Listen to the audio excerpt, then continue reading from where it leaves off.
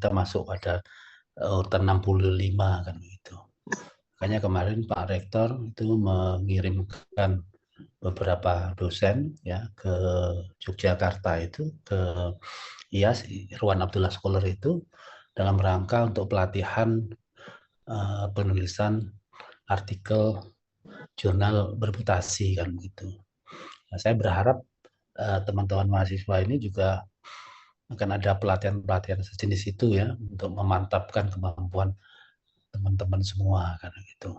Ya, kebetulan tadi malam Prof. Irwan itulah menelpon kepada saya kalau teman-teman ada di sana gitu.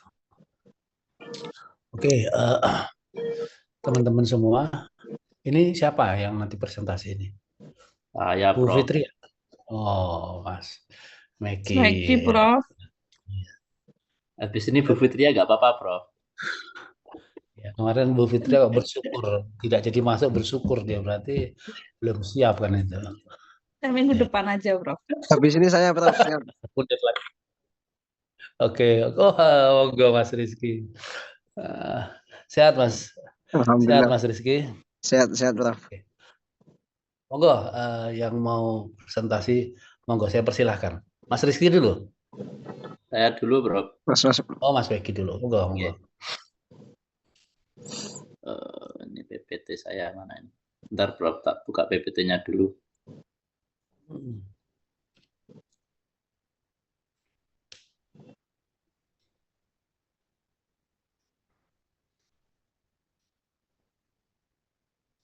Tampon kelihatan ya, Prof ya? Belum. Oke. Bismillahirrahmanirrahim. Alhamdulillahirabbil alamin. Allahumma shalli ala sayyidina Muhammad. Selamat pagi semuanya. Pada kesempatan pagi hari ini saya akan mengajak Anda semua untuk mengulik terkait dengan jurnal saya. Untuk jurnal sudah saya kirim di grup, Prof. Nanti insya Allah yang kejenjangan dikirim oleh Bu Fitria. Mohon bantuannya, Bu. Di sini saya cuma menampilkan untuk singkatnya saja melalui PowerPoint sehingga bisa mengefisiensi waktu. Di sini saya mengangkat judul untuk jurnal saya adalah terlibatan digitalisasi dalam strategi pemasaran menurut perspektif kepala sekolah. Untuk penjelasan singkat sebelum masuki latar belakang pada penelitian, mengapa saya mengangkat judul ini sesuai dengan mata kuliah kita yaitu manajemen manajemen strategik dan inovasi ya, Prof ya. Manajemen strategik dan transformasi pendidikan. Jadi saya menyesuaikan di situ sehingga muncullah judul ini. Untuk studi kasus ini berupa kualitatif dengan studi kasusnya di Madrasah Sanaf Darul Huda Bulungan yang tidak jauh dari desa saya. Dalam hal ini perspektif yang digunakan adalah kepala sekolah bagaimana beliau mengatur strategi di era digital ini. Masuk ke latar belakang, mengapa bisa muncul, bisa menjadi alasan bagi peneliti untuk melakukan penelitian lebih lanjut. Pertama adalah era digital telah mentransformasi hampir seluruh sektor, tidak terkecuali dunia pendidikan. Persaingan antar lembaga pendidikan khususnya pada jenjang sekolah swasta menjadi semakin ketat. Oleh karena itu terjadi pergeseran paradigma fundamental dari metode pemasaran tradisional yang mengandalkan media cetak seperti brosur, spanduk, ke arah strategi pemasaran digital yang lebih dinamis, efisien, dan terukur, seperti menggunakan teknologi aplikasi yaitu TikTok, Instagram, Facebook Ads, web maupun ads melalui Google dan lain sebagainya. Untuk menjawab ekspektasi orang tua modern yang menginginkan informasi yang cepat, mudah diakses, dan transparan, berbagai inovasi teknologi mulai diadopsi oleh lembaga pendidikan, dan tidak terlepas dari hal itu adalah lembaga pendidikan Madrasah Sanaf Miftahul Huda Bulungan. Selanjutnya, dari hal itu muncul 3 hal yang ingin saya jawab, ingin saya pecahkan dari latar belakang tersebut yang nanti akan saya tuangkan dalam hasil dan pembahasan. Yang pertama adalah bagaimana perspektif kepala sekolah mengenai peran strategis pemasaran digital dalam peningkatan daya saing sekolah. Yang kedua adalah bagaimana implementasi layanan WhatsApp Business, karena di sini nanti akan banyak membahas terkait dengan bagaimana mengoptimalkan WhatsApp Business dalam sistem pelaporan real time yang diartikulasikan oleh pemimpin sebagai bagian dari strategi bauran pemasaran, yaitu 7P, yaitu price, produk, lalu promosi, lalu ada juga apa itu namanya, physical evidence dan lain sebagainya. Lalu juga yang ketiga adalah serve qual atau service and quality, service quality, kualitas layanan yang diberikan oleh Madrasah Saniyah Miftahul Huda Bulungan. Dan yang terakhir adalah apa dampak yang dirasakan oleh pimpinan sekolah dari penerapan strategi komunikasi digital ini terhadap kepuasan dan keterlibatan wali murid sebagai konsumen pendidikan. Oke, itu mungkin secuil dari latar belakang dan apa yang akan dijawab oleh jurnal ini. Hasil dan pembahasan langsung saja. Yang pertama adalah perihal dengan pertanyaan, yaitu visi kepemimpinan menjadi sekolah modern yang responsif dan terpercaya. Dalam menjawab hal ini, teman pertama yang paling mendasar adalah bahwa keputusan untuk mengadopsi WhatsApp Business dan sistem pelaporan real time bukanlah sekadar inisiatif teknologi yang terisolasi, melainkan manifestasi dari sebuah visi kepemimpinan yang jelas. Para pemimpin di Miftahul Huda Bulungan secara sadar berupaya memposisikan sekolah sebagai lembaga pendidikan Islam yang modern, mampu beradaptasi dengan tuntutan zaman, serta dapat diandalkan oleh para pemangku kepentingan, terutama bagi wali murid. Dalam hal ini bisa dilihat dalam jurnal saya, itu pada kutipan ilustratif dari wawancara, yaitu dari kepala sekolah mengatakan bahwasanya orang tua sekarang tidak mau menunggu, informasi harus ada di ujung jari mereka satu juga, dan WhatsApp Business ini menjawab kebutuhan itu. Bukan lagi soal kemewahan, tapi ekspektasi dasar. Jadi dari inovasi yang diberikan madrasah ini seolah-olah ingin, kalau dulu Nabi itu mempunyai mukjizat mengeluarkan air dari telunjuk jari, zaman sekarang orang tua bisa mengeluarkan informasi dari telunjuk jari melalui smartphone. Mungkin itu yang ingin diberikan, disuguhkan ya. Sehingga ini menggarisbawahi bahwa kecepatan dan kemudahan akses informasi telah bergeser dari nilai tambah menjadi sebuah ekspektasi fundamental. Jadi kalau dikatakan kalau zaman dulu kebutuhan primer kita itu adalah sandang, pangan, papan, maka sekarang kebutuhan primer kita adalah smartphone, informasi, dan teknologi. Lalu yang kedua, terkait dengan implementasi strategik dari mengintegrasikan teknologi dalam bauran pemasaran. Pemimpin sekolah, dalam hal ini kepala sekolah, tidak melihat WhatsApp Business itu dan sistem pelaporan hanya sebagai alat operasional, melainkan sebagai komponen strategis yang terintegrasi secara mendalam ke dalam kerangka bauran pemasaran. Fokus utama dari inovasi ini terletak pada transformasi elemen proses. Jadi yang dulunya informasi itu harus diminta secara diberikan itu tahapannya terlalu lama. Dengan adanya teknologi informasi itu, informasi yang dibutuhkan oleh wali, terutama di sini wali murid ya, itu bisa diakses secara cepat melalui WhatsApp Business ini. Karena kalau dalam fitur WhatsApp Business yang otomatis itu kan, ketika kita mengetik satu pesan itu kan nanti dia akan berikan beberapa opsi jawaban. Dari opsi jawaban kita diklik, nanti juga akan memunculkan jawaban yang sesuai dengan diinginkan oleh yang melakukan chat. Teknologi ini memainkan peran ganda dalam elemen promosi. WhatsApp Business berfungsi sebagai garda terdepan promosi, memberikan informasi awal yang cepat dan akurat kepada calon wali murid yang sedang dalam tahap mencari informasi. Dan juga ketika ada wali murid, calon ketika PPDB mencari informasi, di MTS Miftahul Huda Bulungan selain chat bisnis itu memiliki web yang sangat simpel menggunakan Linktree. Jadi kalau biasanya web itu banyak sekali informasinya, nah kalau di MTS Miftahul Huda Bulungan itu dengan Linktree itu ada langsung terkelompokkan menjadi beberapa sub menu yang sekiranya itu mudah untuk diakses. Jadi kalau bahasanya orang tidak akan gagap dalam melihat web tersebut. Sehingga bisa dikatakan pemimpin sekolah MTS ini secara cerdas mengartikulasikan fungsi teknologi sebagai physical evidence, bukti fisik dalam bentuk digital. Sehingga bisa kita pahami bahwa interaksi pertama dan berkelanjutan seringkali menjadi layar pengalaman digital yang mulus dan profesional menjadi representasi dari kualitas sekolah. Di sini dalam kutipan ilustratif mengatakan bahwasanya yaitu Wakahumas menjelaskan website yang bagus, portal informatif itu semua adalah gedung, tapi gedung digital bagi madrasah. Kalau digitalnya rapi, orang tua yakin fisiknya juga terus dengan baik. Jadi kalau daerah teknologi informasi seperti dulu waktu awal saya kuliah di UIN Raden Mas Said, kalau zaman sekarang kita daftar nggak perlu datang. Kita cari aja informasi webnya, mulai dari sosial medianya, kita bisa melihat kampus dari sana. Kalau sosmednya aktif, webnya aktif, berarti ini kampusnya juga aktif. Kalau webnya mati, tidak terurus, sosmednya mati tidak terurus, bisa dikatakan kampus ini tidak memiliki perhatian lebih pada aspek promosi melalui media informasi maupun digital. Yang ketiga, dampak pada kualitas layanan, memenuhi ekspektasi wali murid sebagai konsumen melalui dimensi serve qual atau serve quality. Yang strategi detail ini adalah peningkatan nyata pada kualitas layanan yang dirasakan oleh wali murid yang dapat dianalisis melalui lensa model serve qual.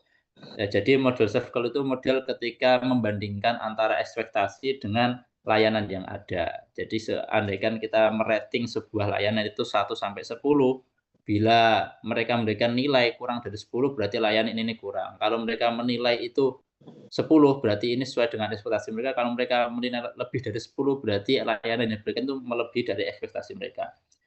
Kemampuan WhatsApp bisnis dalam ini kan yang menjadi fokus, memberikan jawaban instan terhadap pertanyaan umum secara drastis, memangkas waktu tunggu yang merupakan keluhan umum dan komunikasi seolah rumah tradisional. Jadi kalau cuma sekedar contact person ya dalam WhatsApp itu kan kita itu kadang tuh ditanyai oleh wali murid itu kan pertanyaan itu saja, seperti pembiayaan anak saya kurang berapa, terus itu informasi kegiatan dalam pekan ini apa. Nah, dengan adanya WhatsApp Business maupun update informasi melalui WhatsApp Broadcast secara up to date itu bisa mengurangi pengulangan-pengulangan yang akan memangkas efisiensi dan efektivitas bagi admin madrasah atau people yang ada dalam struktur sekolah tersebut. Selanjutnya yakni hasil yang dirasakan meningkatnya kepuasan dan keterlibatan wali murid. Serangkaian hasil positif sebagai buah dari strategi digital, hasil ini tidak hanya diukur dari metrik seperti tren pendaftaran, tapi juga dari perubahan kualitatif dalam dinamika hubungan dengan wali murid. Salah satu perubahan paling signifikan yang dirasakan adalah pergeseran pola komunikasi. Hasil akhirnya adalah terbentuknya sebuah kemitraan yang lebih proaktif dan kokoh bagi wali murid. Ya, dengan adanya peningkatan seperti ini, humas atau pihak-pihak menjadi contact person bagi madrasah itu bisa menangani masalah-masalah lebih kompleks yang dimiliki oleh wali murid, bukan hanya memutar-mutar pertanyaan yang sudah biasa dilontarkan.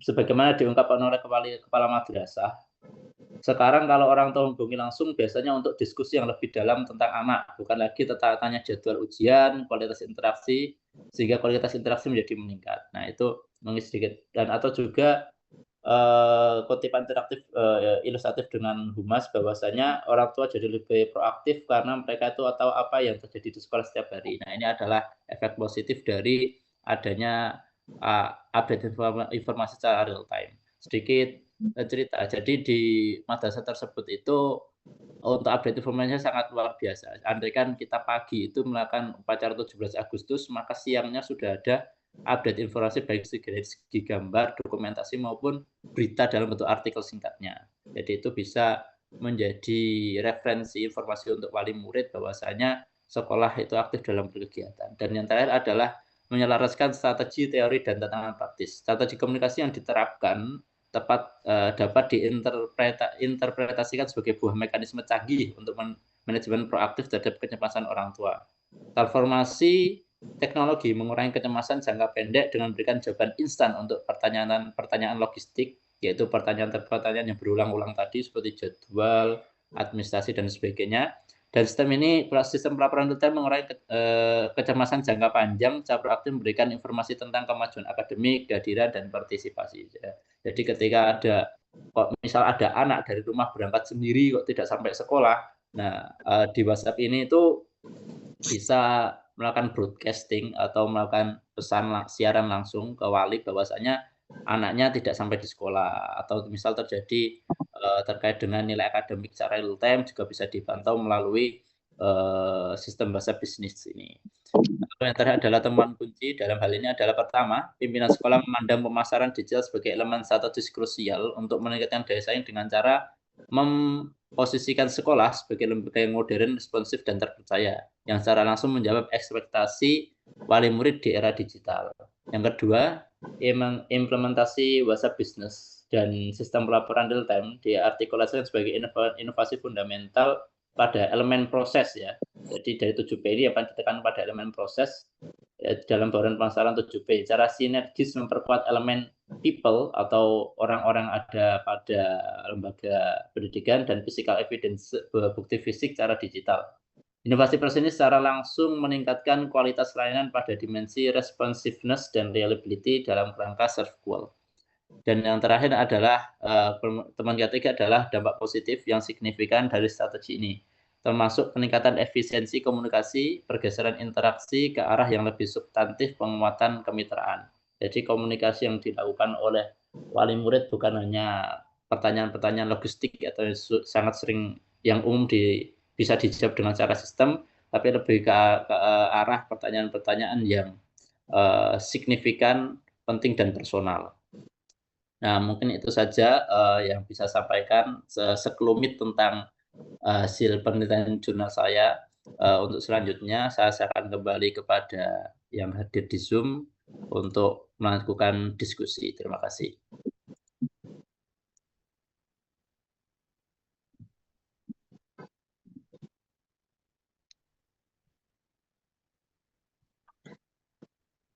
Langsung lanjut gimana Mas Megi? Monggo, betul apa-apa. Biar nanti diskusinya langsung double gitu ya Mas ya. Oke, sip. Bisa dibantu Mas Megi. Ngapunten. Saya nggak pakai laptop. Oke. Bentar. Oke. Simpannya dulu. Sehat Gus. Alhamdulillah. Alhamdulillah. Dan kamar nih ya. Nggih, ini selesai SAI nih. Alhamdulillah. Lampungan. Ini ya Mas Rizky ya. Ya, sip. Ya, makasih. Bismillahirrahmanirrahim. Assalamualaikum warahmatullahi wabarakatuh.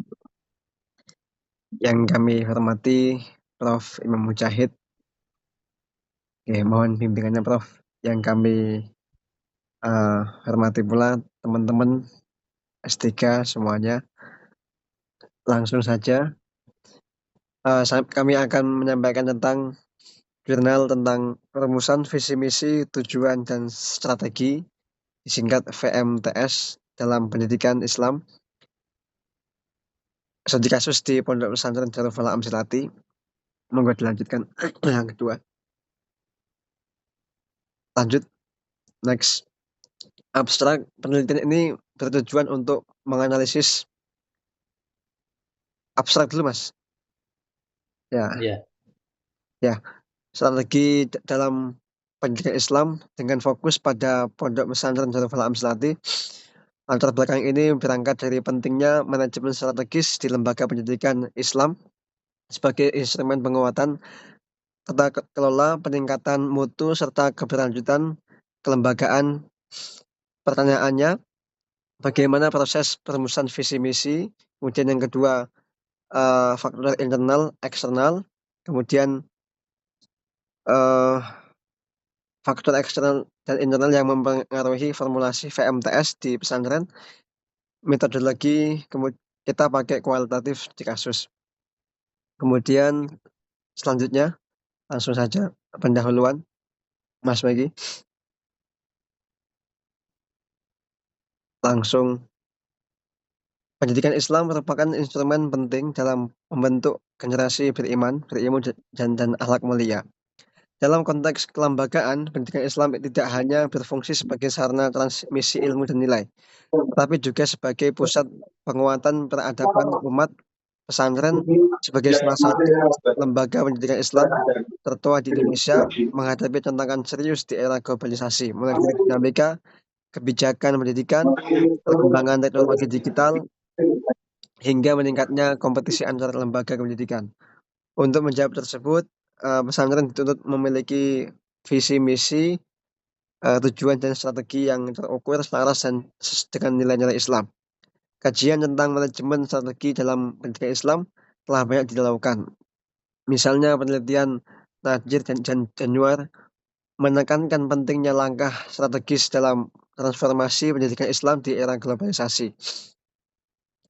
Menguraikan konsep perumusan visi misi tujuan program lembaga pendidikan Islam secara teoritis. Meskipun demikian, sebagian besar kajian tersebut masih berfokus pada aspek konseptual dan umum.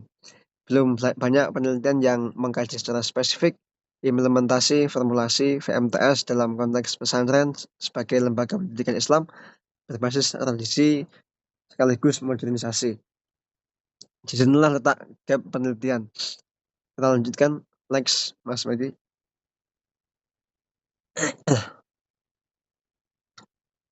Lanjut. Next lagi.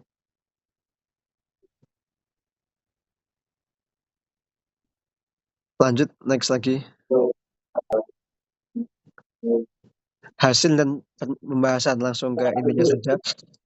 Hasil yang pertama, proses perumusan visi dan misi tujuan dan strategi di Pondok Pesantren Darul Amsalati Jepara. Yang kedua, faktor internal dan eksternal yang mempengaruhi formulasi VMTS. Pembahasan yang pertama, integrasi nilai-nilai Islam dengan prinsip manajemen strategis modern. Yang kedua, peran VMTS dalam menjamin mutu dan keberlanjutan pesantren. Dan yang ketiga, yang terakhir, pembahasan terakhir, implikasi perumusan VMTS terhadap pengembangan pendidikan Islam di era globalisasi. Lanjut. Next. Proses faktor belum yang pertama, Mas. Nah, proses perumusan visi, misi, tujuan dan strategi di Pondok Pesantren Darul Amsalati. Perumusan visi, misi, tujuan dan strategi di Pondok Pesantren Darul Amsalati itu merupakan proses penting yang menegaskan arah kelembagaan dengan berpijak pada nilai-nilai tauhid, akhlak dan kemaslahatan umat. Sekaligus mengintegrasikan prinsip manajemen strategis modern. Visi pesantren itu dirumuskan melalui musyawarah antara kiai, pengurus, guru, dan santri senior, sehingga mencerminkan cita-cita luhur pendidikan Islam sekaligus kebutuhan kontekstual era globalisasi. Misi yang lahir menegaskan identitas pesantren sebagai lembaga yang mengintegrasikan imtak dan iptek, sedangkan tujuan kelembagaan disusun secara spesifik dan terukur, mencakup peningkatan kualitas santri, guru, serta kerjasama nasional dan internasional. Strategi yang dirancang meliputi penguatan kurikulum Amsalati berbasis digital, peningkatan kapasitas SDM, dan diversifikasi sumber dana produktif yang seluruhnya disahkan dalam dokumen resmi VMTS sebagai pedoman arah kelembagaan. Dengan demikian, Darul Amsalati mampu memadukan nilai tradisional pesantren dengan modernisasi, menjaga keberlanjutan, serta memperkuat kontribusi dalam pengembangan pendidikan Islam di tingkat lokal, nasional, dan global. Jadi, saya mau cerita sedikit tentang visi. Tentu yang memiliki visi paling utama adalah ya seorang kiai. Kemudian beliau memusyawarahkan dengan orang terdekat, yaitu pengurusnya, ketua pengurusnya biasanya, dan senior senior biasanya dimusyawarahkan. Nah, akhirnya dari situ lahirlah visi, misi dan strategi itu. Nah, ini terbukti imtak dan iptek ini nyatu, di mana iman dan takwa itu ya tentu itu adalah nilai-nilai yang ada di dalam pondok pesantren, dan iptek juga tidak kalah. Alhamdulillah baru saja kemarin, belum 3 bulan, masih 2 bulan, kurang lebih 1 bulan 2 bulan yang lalu, di Pondok Pesantren Darul Amsalati itu mendapatkan juara 1 nasional, apa itu, Popda atau apa itu, wallahu alam. itu sampai memborong 21 piala itu kan, 21 piala terdiri dari 11 emas, kemudian yang lain 10 perunggu sama apa perak itu saya lupa itu kan. Dan yang luar biasanya itu di situ kita memiliki kurikulum yang unik di mana Abah Yai Taufikul Hakim beliau itu memfokuskan pada kurikulum yang ada di sekolah MA. Jadi ini sedikit agak berbeda dengan yang ada di mana di sekolah-sekolah umum, di mana sekolah MA ini baru tahun 2 tahun 3 tahun ini kita menerapkan kurikulum fokus, di mana pada intinya kan setiap UTS atau UAS itu kan ada waktu dalam jangka waktu 3 sampai 6 bulan. 3 sampai 6 bulan ini pada intinya menguasai berapa pelajaran, misalnya 5 atau 8 pelajaran itu intinya dikuasai. Nah, maka dalam jangka waktu seperti itu, nah ini kalau biasanya kan setiap hari kita ganti jam 8 kali atau 5 kali pelajaran gitu. Nah, alhamdulillah kita menerapkan di MA Amslati itu tidak terbagi banyak jam pelajaran, tetapi kita menggunakan kurikulum fokus di mana 3 pelajaran atau 1 pelajaran itu difokuskan selama seminggu. Intinya sampai menguasai, akhirnya, pada intinya nanti setelah ketika UTS atau UAS itu bisa selesai kan Mas, intinya bisa selesai dan terbukti kemarin itu padahal kita itu jurusannya itu adalah IPS. Kita jurusan IPS, tetapi kemarin kita bisa mendapatkan juara 3 nasional, kimia, fisika, sama apa itu, saya lupa itu, yang kimia, fisika, yang tentang biologi. Itu dapat juara 3 itu luar biasa itu bagi saya itu.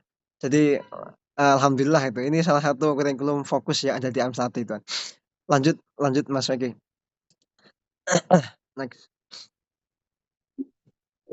Faktor internal dan eksternal yang mempengaruhi formulasi VMTS. Formulasi VMTS ini di Pondok Pesantren Darul Amslati dipengaruhi oleh faktor internal dan eksternal yang saling melengkapi. Faktor internal yang mendasar adalah nilai-nilai Islam, tauhid, akhlak, dan kemaslahatan umat sebagai fondasi spiritual disertai kultur pesantren yang khas, kepemimpinan kiai yang visioner, kualitas SDM, guru ustadz, serta kurikulum Amslati sebagai ciri khas kelembagaan. Sementara itu, faktor eksternal yang turut menentukan adalah regulasi pemerintah, perkembangan teknologi digital, tuntutan masyarakat muslim akan pendidikan Islam berkualitas yang berintegrasi dengan keterampilan abad 21, serta persaingan antar lembaga pendidikan Islam.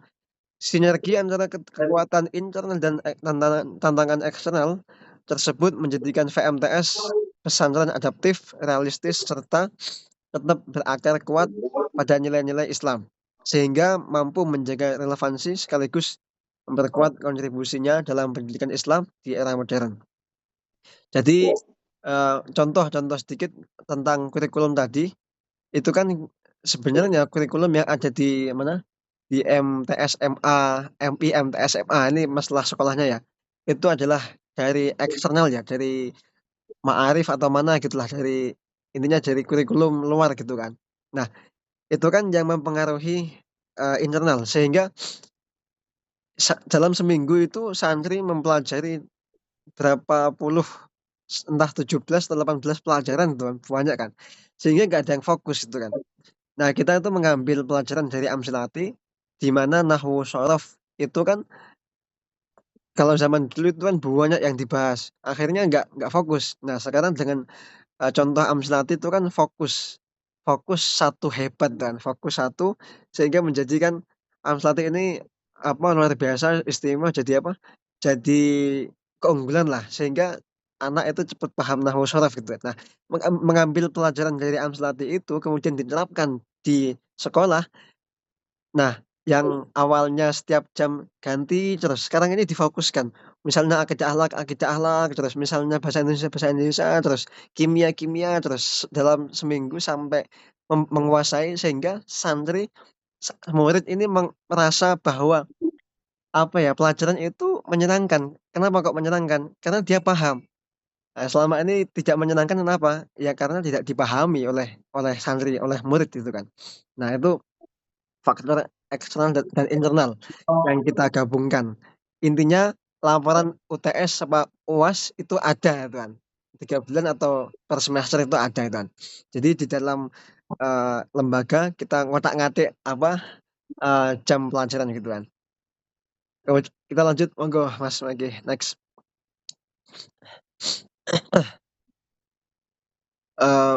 Next. Integrasi nilai-nilai Islam dengan prinsip manajemen strategis modern. Menjadi ciri khas pondok pesantren Darul Amsati merumuskan VMTS, landasan tauhid akhlak dan maqasidul syariah, menjadikan perumusan strategi tidak sekedar administratif tetapi juga spiritual dan bernilai dakwah. Dengan orientasi pada keseimbangan dunia akhirat. Berbeda dengan lembaga pendidikan umum yang lebih menekankan kompetisi dan capaian kuantitatif. Pesantren menempatkan kiai sebagai pemimpin spiritual sekaligus strategis serta menjadikan musyawarah, doa dan istikharah sebagai bagian dari proses pengambilan keputusan. Visi dan strategi yang dirumuskan pun tidak hanya berfokus pada prestasi akademik, tetapi juga pada pembentukan insan kamil yang seimbang antara imtak dan iplek, sehingga menghasilkan model manajemen dan modern namun tetap religius. Pendekatan ini membuat pesantren adaptif terhadap tuntutan global tanpa menghilangkan identitasnya, sekaligus menjadi rujukan bagi pesantren lain dalam menjaga orientalitas nilai Islam di tengah arus modernisasi. Lanjut, next.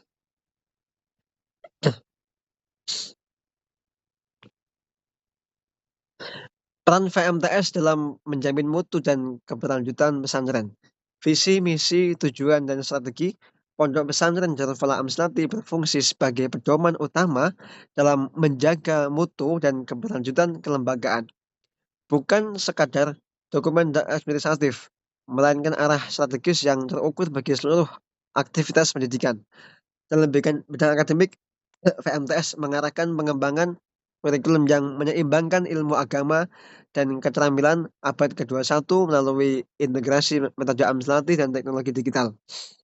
Mutu spiritual diperkuat dengan strategi pembiasaan ibadah, hafalan Quran, dan pembinaan akhlak, sedangkan fungsi sosial pesantren diwujudkan melalui program dakwah yang ada namanya itu dakwah DNS, dakwah santri Amslati itu ada namanya dakwah nasional santri ya. Pemberdayaan masyarakat dan kerja sama kelembagaan.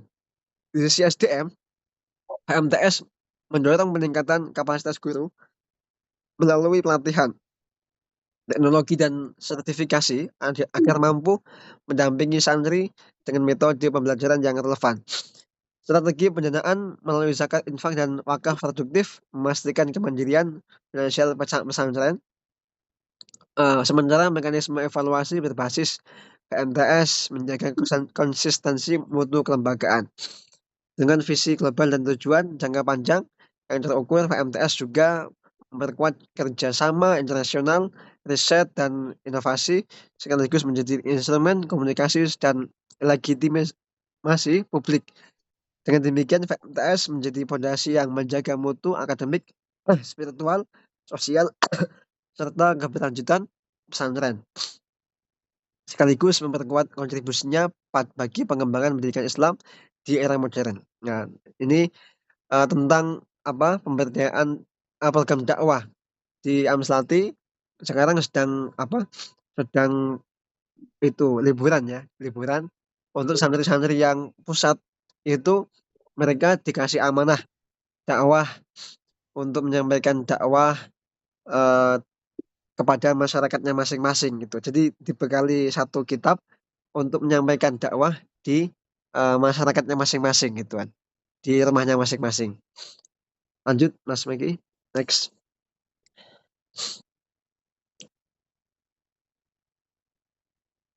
Ini terakhir, implikasi perumusan VMTS terhadap pengembangan pendidikan Islam di era globalisasi. VMTS di Pondok Pesantren Darul Amslati memiliki implikasi jangka panjang yang signifikan terhadap keberlanjutan pesantren dalam menghadapi tantangan globalisasi. VMTS berperan menjaga konsistensi arah kelembagaan, memperkuat identitas Islam sekaligus keterbukaan terhadap perkembangan dunia, serta mengarahkan pesantren untuk mengadopsi aspek positif dari modernisasi seperti digitalisasi pembelajaran, penguatan literasi digital, dan pengembangan jejaring global. Rumusan ini juga mendukung penguatan moderasi beragama melalui pendidikan yang menekankan akidah, akhlak, toleransi, dan tanggung jawab sosial, sehingga santri mampu menghadapi isu-isu radikalisme dan polarisasi.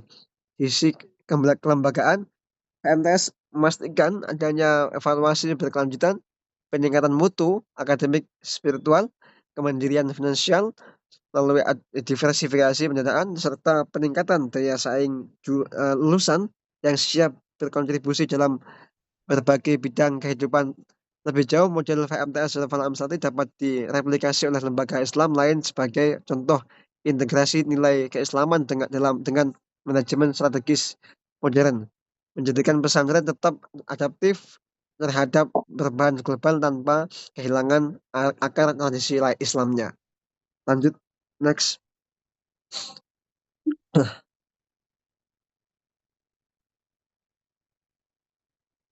Kesimpulan, penelitian ini menegaskan bahwa perumusan visi misi, tujuan, dan strategi di Pondok Pesantren Darul Amslati merupakan fondasi yang sangat penting dalam menentukan arah kelembagaan sekaligus menjawab tuntutan era globalisasi.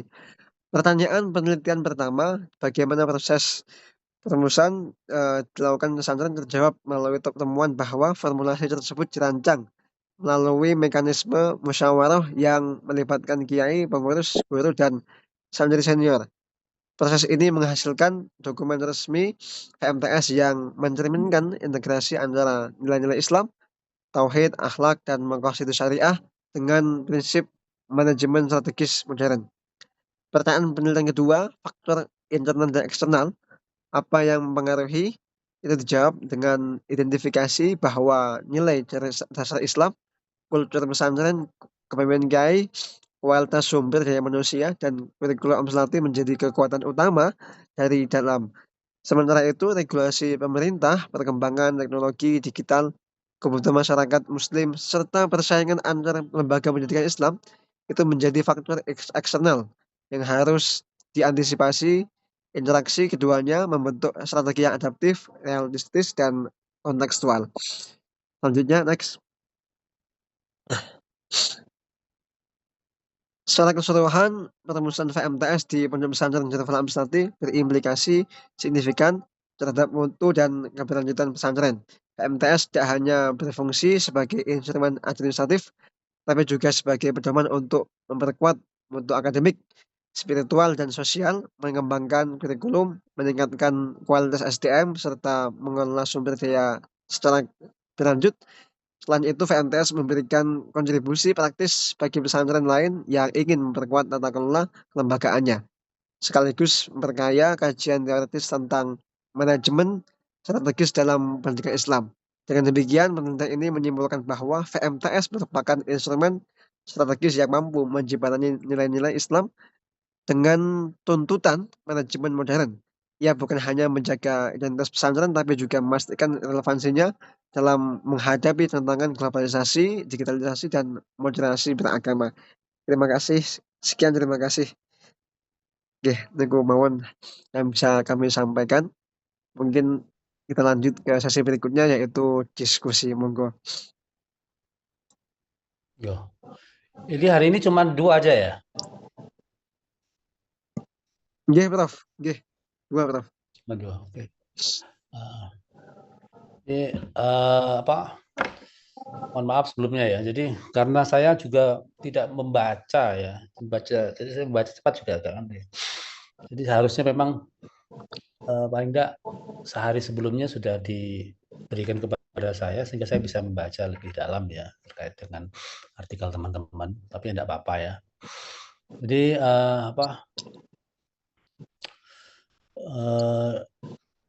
menarik ya apa yang disampaikan oleh Mas Rizky ya. Ustadz Rizky ya, Gus Rizky ya, terkait dengan pengalaman ya.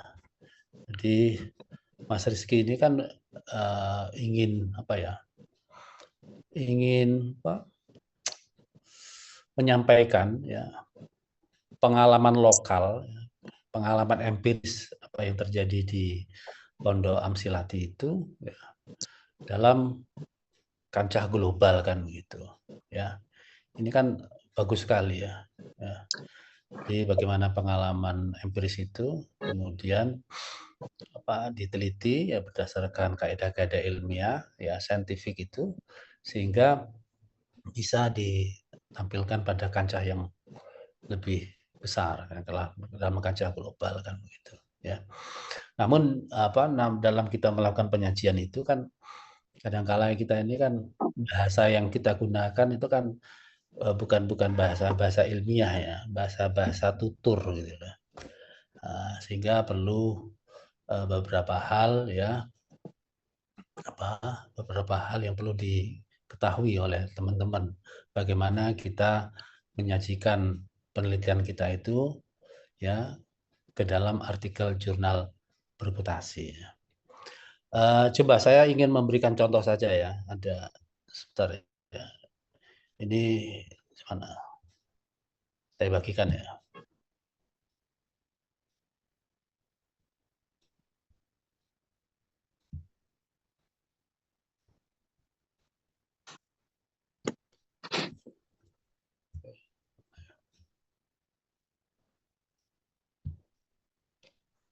Coba saya dibantu ya, Bu Fitra, saya kirim ini ya. Kirim. Oke, Prof. Ditampilkan sebentar.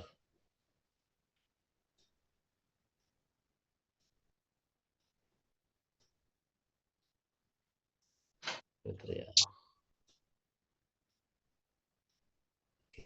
Sudah, saya kirimkan Bu Fitri ya. Tolong dibantu ya. Nah.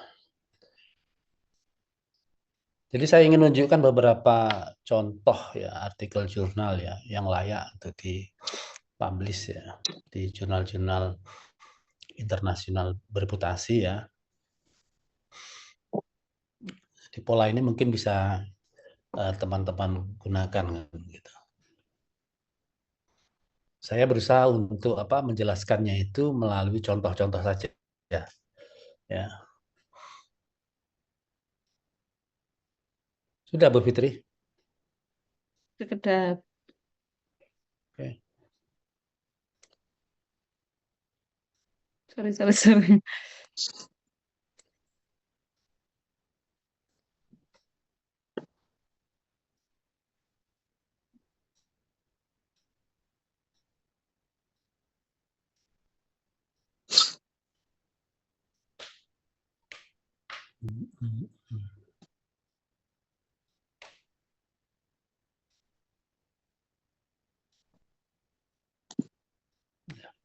Ngapunten Bu, bisa layarnya satu nggak Bu? Ini nggak kelihatan kalau dua layar Bu.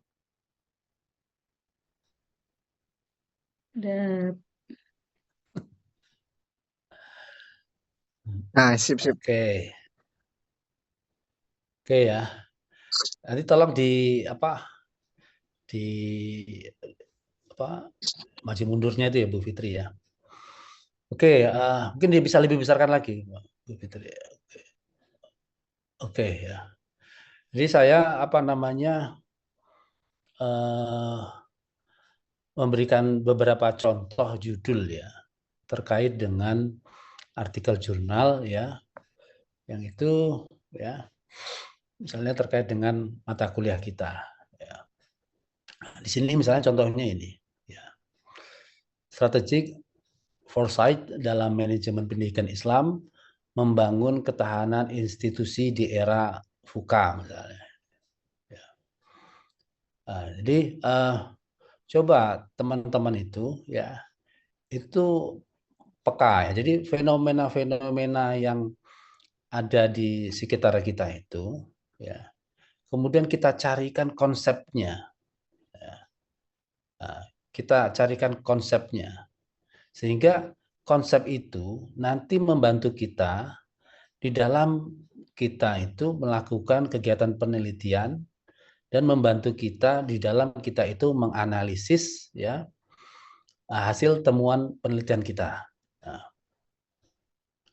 Aduh, Mbak. misalnya ini judul ini ya, Strategic Foresight dalam Pendidikan Islam Membangun Ketahanan itu di era ya. Sebut ke habis Kita ini lihat jam 10. dari rasionalitas dan kebaruannya. Jadi apa namanya?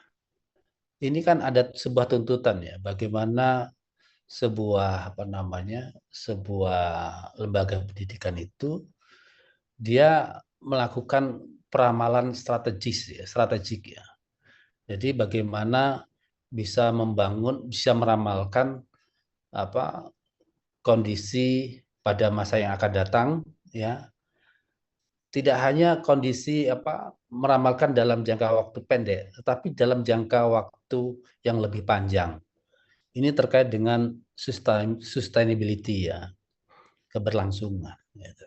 Nah, jadi misalnya ini ya, misalnya di sini ada konsep strategic foresight ya, peramalan strategis ya. Di sini masih jarang terapkan dalam konteks pendidikan Islam ya. Jadi artikel ini mengisi kekosongan penelitian tentang bagaimana lembaga Islam memprediksi dan mempersiapkan diri terhadap ketidakpastian. Ya. Nah, jadi di dalam apa namanya kita membuat artikel itu, ya, artikel jurnal itu, kita harus mendasarkan pada rasionalitas dan kebaruan penelitian ini. Ya. Nah, di sini kan disampaikan ya bahwasanya masih jarang ya lembaga pendidikan itu ya yang menerapkan konsep strategic foresight kan gitu. Ya. Nah, jadi kita ingin mengetahui ya bagaimana lembaga pendidikan itu memprediksi dan mempersiapkan diri ya terhadap ketidakpastian ini. Nah, ini kan menarik kan begitu ya. Jadi sebuah lembaga pendidikan itu dia tidak hanya berpikir terkait dengan hal-hal yang sifatnya itu rutinitas ya. Tidak hanya berpikir terkait dengan rutinitas, tapi dia juga mempersiapkan diri ke depan itu bagaimana kan. Nah, misalnya terkait dengan Mas Rizky ini. Mas Rizky ini kan ketika melihat prestasi-prestasi yang didapatkan oleh Pondok Amsilati ini, ya, ini kan sesuatu yang luar biasa. Tetapi Mas Rizky itu tentunya kan juga harus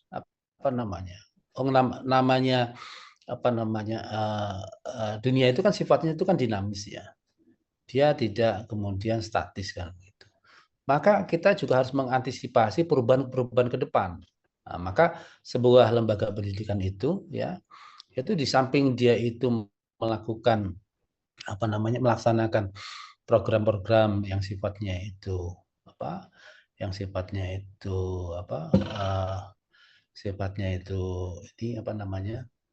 sifatnya rutinitas, dia juga harus mempersiapkan diri ya terhadap ketidakpastian, terhadap perubahan yang akan datang gitu. Nah, ini kemampuan untuk meramalkan secara strategis ini penting bagi sebuah lembaga pendidikan kan gitu. Nah, di sini misalnya fokus kajiannya adalah bagaimana perguruan tinggi Islam membangun forensic sistem untuk menghadapi disrupsi digital dan sosial kan itu. Nah, kemudian di sini ya itu dikaitkan dengan integrasi foresight dengan nilai-nilai tauhid dan maqasid syariah dalam perencanaannya. Nah, ini kan penting ya.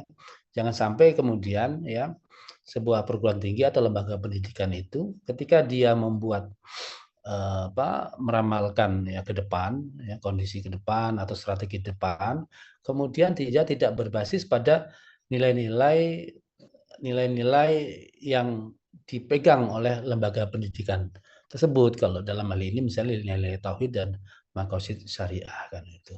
Nah, ini contoh ya, contoh. Coba Bu ke bawah lagi Bu. Bu Fitria. Nah, ini jadi kemudian kerangka teoritis yang dipakai adalah ini strategic foresight theory, kemudian Dynamic Capabilities Framework, kemudian Islamic Management Value.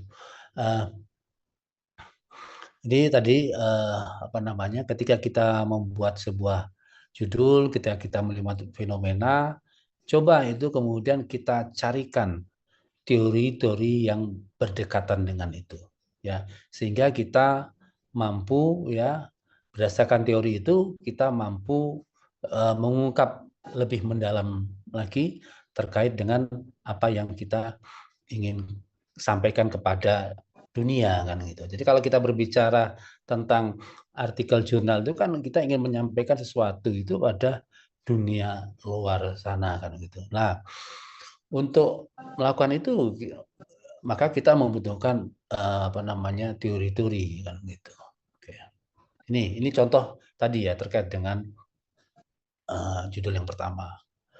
Yang kedua, misalnya judulnya adalah manajemen strategik, misalnya berbasis nilai-nilai maqasid syariah, ya, model inovatif untuk transformasi pendidikan Islam, kan, ya. Nah, ini juga bagus, kan gitu. Ini masih jarang orang yang kemudian melakukan penelitian, ya, terkait dengan bagaimana pengembangan manajemen strategik berbasis nilai-nilai maqasid syariah ini, ya. Saya yakin jurnal-jurnal internasional itu, ya, itu sangat tertarik dengan model-model seperti ini, kan itu. Nah, ini dijelaskan misalnya integrasi maqasid syariah dalam strategi planning pendidikan seperti apa.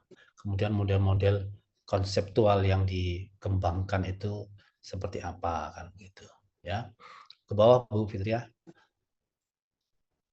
Nah, jadi kadang-kala gini, ini yang terkait dengan metode penelitian, ya. Memang idealnya dia menggunakan R&D, ya. Tetapi dalam penelitian kalau kita melakukan penelitian R&D itu mungkin cukup kita memerlukan waktu yang cukup panjang, kan begitu. Jadi ketika kita tadi kan tujuannya kan ada kita merumuskan sebuah model, ya. Model itu sebenarnya juga ada yang model yang sifatnya harus diuji cobakan, ada yang model yang bersifat hipotetik, ya. Model hipotetik itu model yang didasarkan pada kajian teori terkini, didasarkan pada data, didasarkan pada hasil penelitian, temuan-temuan di lapangan, kemudian juga divalidasi oleh expert.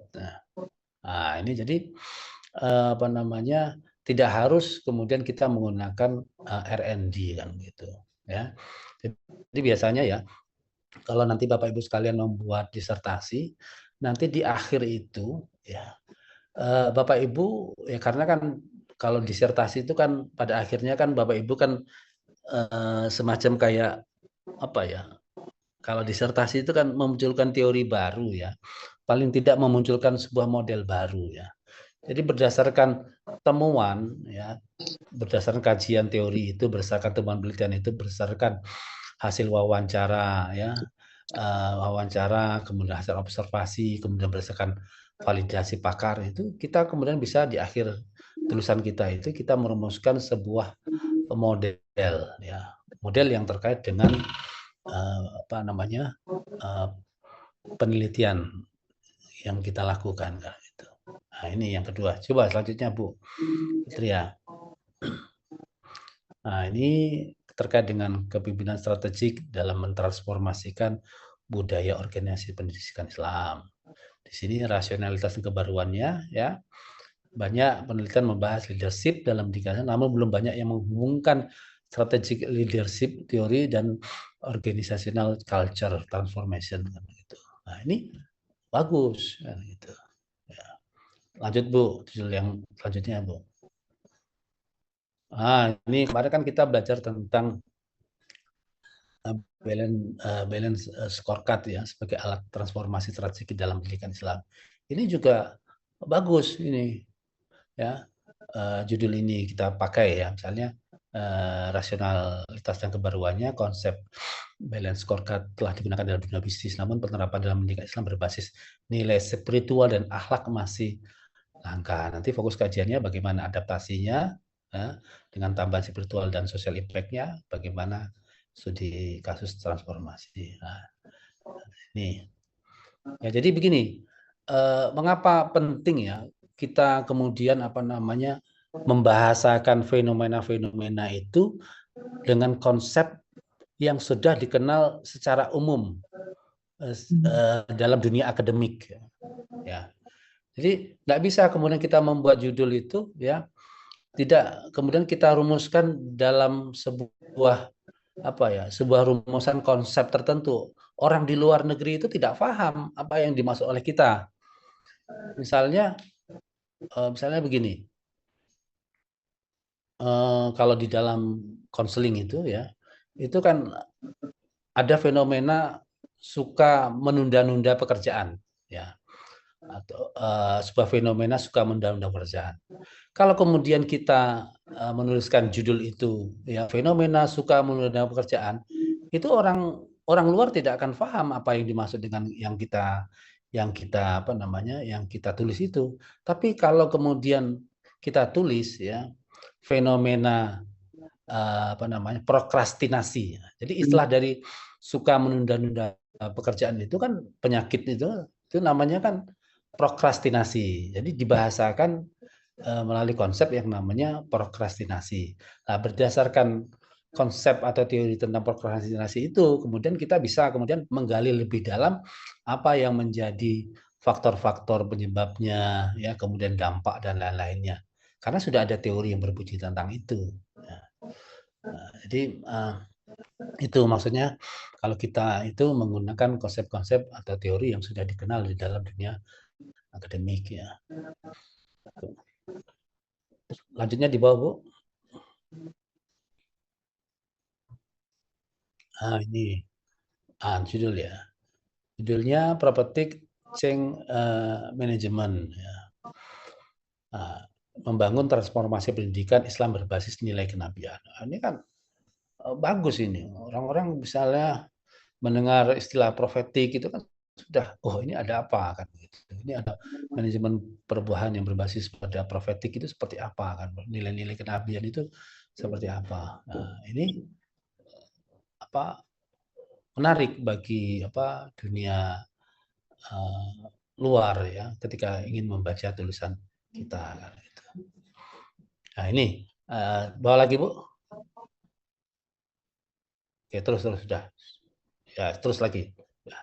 Jadi itu tadi ya, itu 5 contoh, nanti tolong dibagikan ke teman-teman Bu ya. 5 contoh 5 contoh judul artikel itu yang boleh Bu, jangan judulnya. Nanti Bu. Ini contoh. Oke. Oke, siap. Jangan. Judul tadi, Bu. Oke, stop. Ya. Nah, tadi 5 contoh yang terlihat ya powerful ya terkait dengan konsep dan teori ya. Jadi di dalam artikel jurnal itu konsep dan teori itu penting untuk ditampilkan ya. Nah, ini saya membahas yang pertama tadi ya. Saya memberikan contoh yang judul pertama tadi ya. Strategic foresight dalam manajemen pendidikan Islam, membangun ketahanan institusi di era VUCA misalnya. Coba abstraknya Ibu lihat ini. Ya. Jadi abstrak itu kan ya. Abstrak itu kan terdiri dari 3 hal ya. Tujuan penelitian, kemudian metode penelitian, ya, kemudian hasil penelitian, dan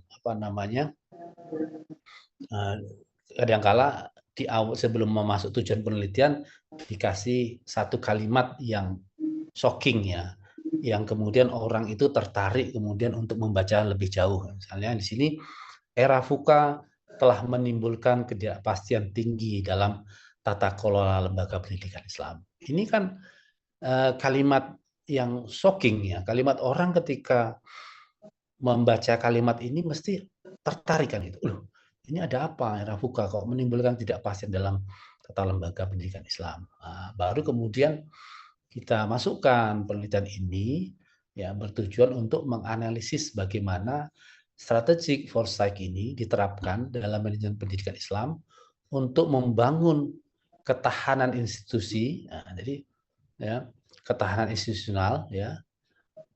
Ini kan orang jadi tahu apa yang menjadi fokus tulisan ini. Nah, kemudian kita sajikan pendekatan penelitiannya apa, kemudian hasil penelitiannya ini, ya hasil penelitiannya ini, ya kira-kira ini kan isinya seperti ini ya. Hasil penelitian menunjukkan bahwa lembaga pendidikan Islam telah bertransformasi dari model perencanaan prediktif, ya, dari perencanaan prediktif itu yang sifatnya itu jangka pendek menuju foresight based planning ya. Jadi lebih ramakan yang lebih jauh ya, yang mengintegrasikan nilai-nilai spiritual, tauhid, amal, dan maslahat. Ya. 4 dimensinya itu Anda jelaskan. Ya. Kemudian sampai ke bawah itu, ya, nah, nanti di sini nanti ada semacam kayak yang memperkuat model ini memperkuat. Nah, jadi itu terlihat kekuatan penelitian ini. Karena model ini memperkuat teori manajemen strategik modern dengan menambahkan dimensi spiritual foresight ya, yaitu kemampuan mendidik masa depan melalui kebijakan ilahiyah. Nah, kemudian penelitian ini merekomendasikan agar lembaga pendidikan Islam membentuk unit strategi foresight center dalam. Ini orang membaca ini akan menjadi tertarik ya. Jadi dimulai dari kalimat yang shocking tadi, kemudian diikuti dengan tujuan penelitian kita ini apa ya. Kemudian pendekatan atau metode penelitian kita gunakan apa, kemudian hasil penelitiannya itu terlihat ya. Jadi temuan-temuannya itu sifatnya itu bukan sifatnya terlalu umum, tapi memang sifatnya ini menyajikan temuan-temuan yang memang itu ditemukan pada lokasi penelitian kan itu. Yang sifatnya itu yang tidak ditemukan pada lembaga-lembaga lain kan. Nah, kemudian di sini ada semacam kayak rekomendasi ya. Rekomendasi bahwasanya penelitian ini penting ya, dikaitkan dengan misalnya rekomendasinya kepada lembaga pendidikan untuk apa kan itu. Nah, ini jadi kekuatan abstrak itu akan terlihat ya ketika kita menyajikan dengan model seperti ini. Jadi orang itu tertarik untuk kemudian melanjutkan untuk membaca artikel jurnal kita tadi ya. Nah, jadi tadi misalnya kembali kepada Mas Rizky, coba Mas Rizky ya, kalau judulnya seperti itu judul itu sebenarnya isinya bagus ya, cuman apakah judul itu kemudian orang kemudian menjadi tertarik kan gitu.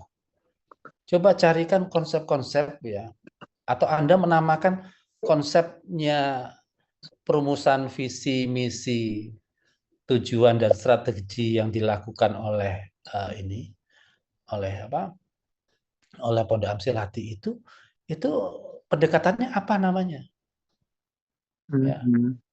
Jadi perencanaan yang dilakukan itu dinamakan oleh Amsil Hati itu perencanaan dengan coba Anda membuat brand baru misalnya ya.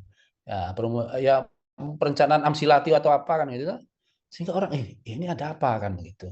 Kemudian nanti akan terlihat ya, Anda kemudian coba kasih sebuah konsep atau teori ya, yang itu nanti bisa menganalisis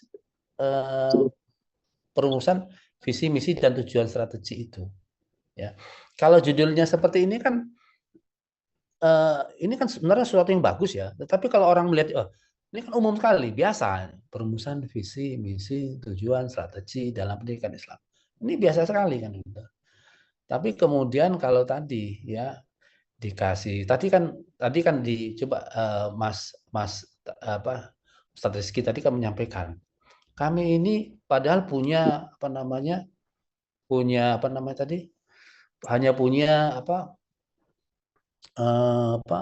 jurusan IPS, jurusan apa? IPS, tapi kami bisa memenangkan kimia, memenangkan fisika, biologi. Kimia, IPA. Nah, itu kan coba itu ya. Ini jadi bisa sampai seperti itu kan, apakah Abah itu ya itu pendekatannya apa? Pendekatan wahyu atau pendekatan ilahi apa itu? Tapi kan itu harus bisa dijelaskan secara rasional, ya. Jadi kalau misalnya hanya sekedar mengatakan ini keberkahan, ini tanpa kita menjelaskan apa namanya secara rasional dengan konsep-konsep rasional, itu mungkin akan susah diterima oleh orang pihak-pihak luar. Jadi kalau pihak santri itu kalau sudah ngomong tentang keberkahan kan itu sudah selesai. Tapi kalau luar itu pembaca luar itu kan dia ingin mengetahui ini rasionalnya seperti apa kan gitu. Nah, jadi ini menarik Mas Rizky sebenarnya ya. Jadi ini menarik sekali ya. Jadi bagaimana apa namanya seorang kiai ini ya dia merumuskan sesuatu itu ya apa berdasarkan feeling atau berdasarkan apa wahyu atau berdasarkan apa gitu ya dia menghasilkan sesuatu yang luar biasa kan gitu. Nah, ini apakah itu juga berdasarkan apa dulunya juga melakukan apa namanya trial and error atau bagaimana? Nah, itu ini bagus kalau ini kemudian diteliti kan itu Mas. Jadi intuisi misalnya bagaimana seorang kiai itu memiliki intuisi ya dalam merumuskan sebuah proses pembelajaran yang bagus itu. Nah, nanti kan konsep tentang intuisi sendiri itu kan definisi tentang intuisi itu kan juga perlu dijelaskan di sana kan. Jadi intuisi itu kan lebih orang memiliki intuisi itu dasarnya apa kan gitu ya dijelaskan di sana kan gitu. Ya, jadi judul itu bagus Mas. Cuman itu tadi harus dikaitkan dengan apa nama sebuah konsep ya. Konsep itu bisa dimunculkan dalam istilahnya dimunculkan oleh lembaga pendidikan itu, oleh peneliti itu, atau konsep itu kita meminjam konsep-konsep yang sudah ada untuk menjelaskan adanya sebuah fenomena seperti itu. Oke, turun lagi kembali yang tadi Mbak Fitria ya, yang contoh tadi.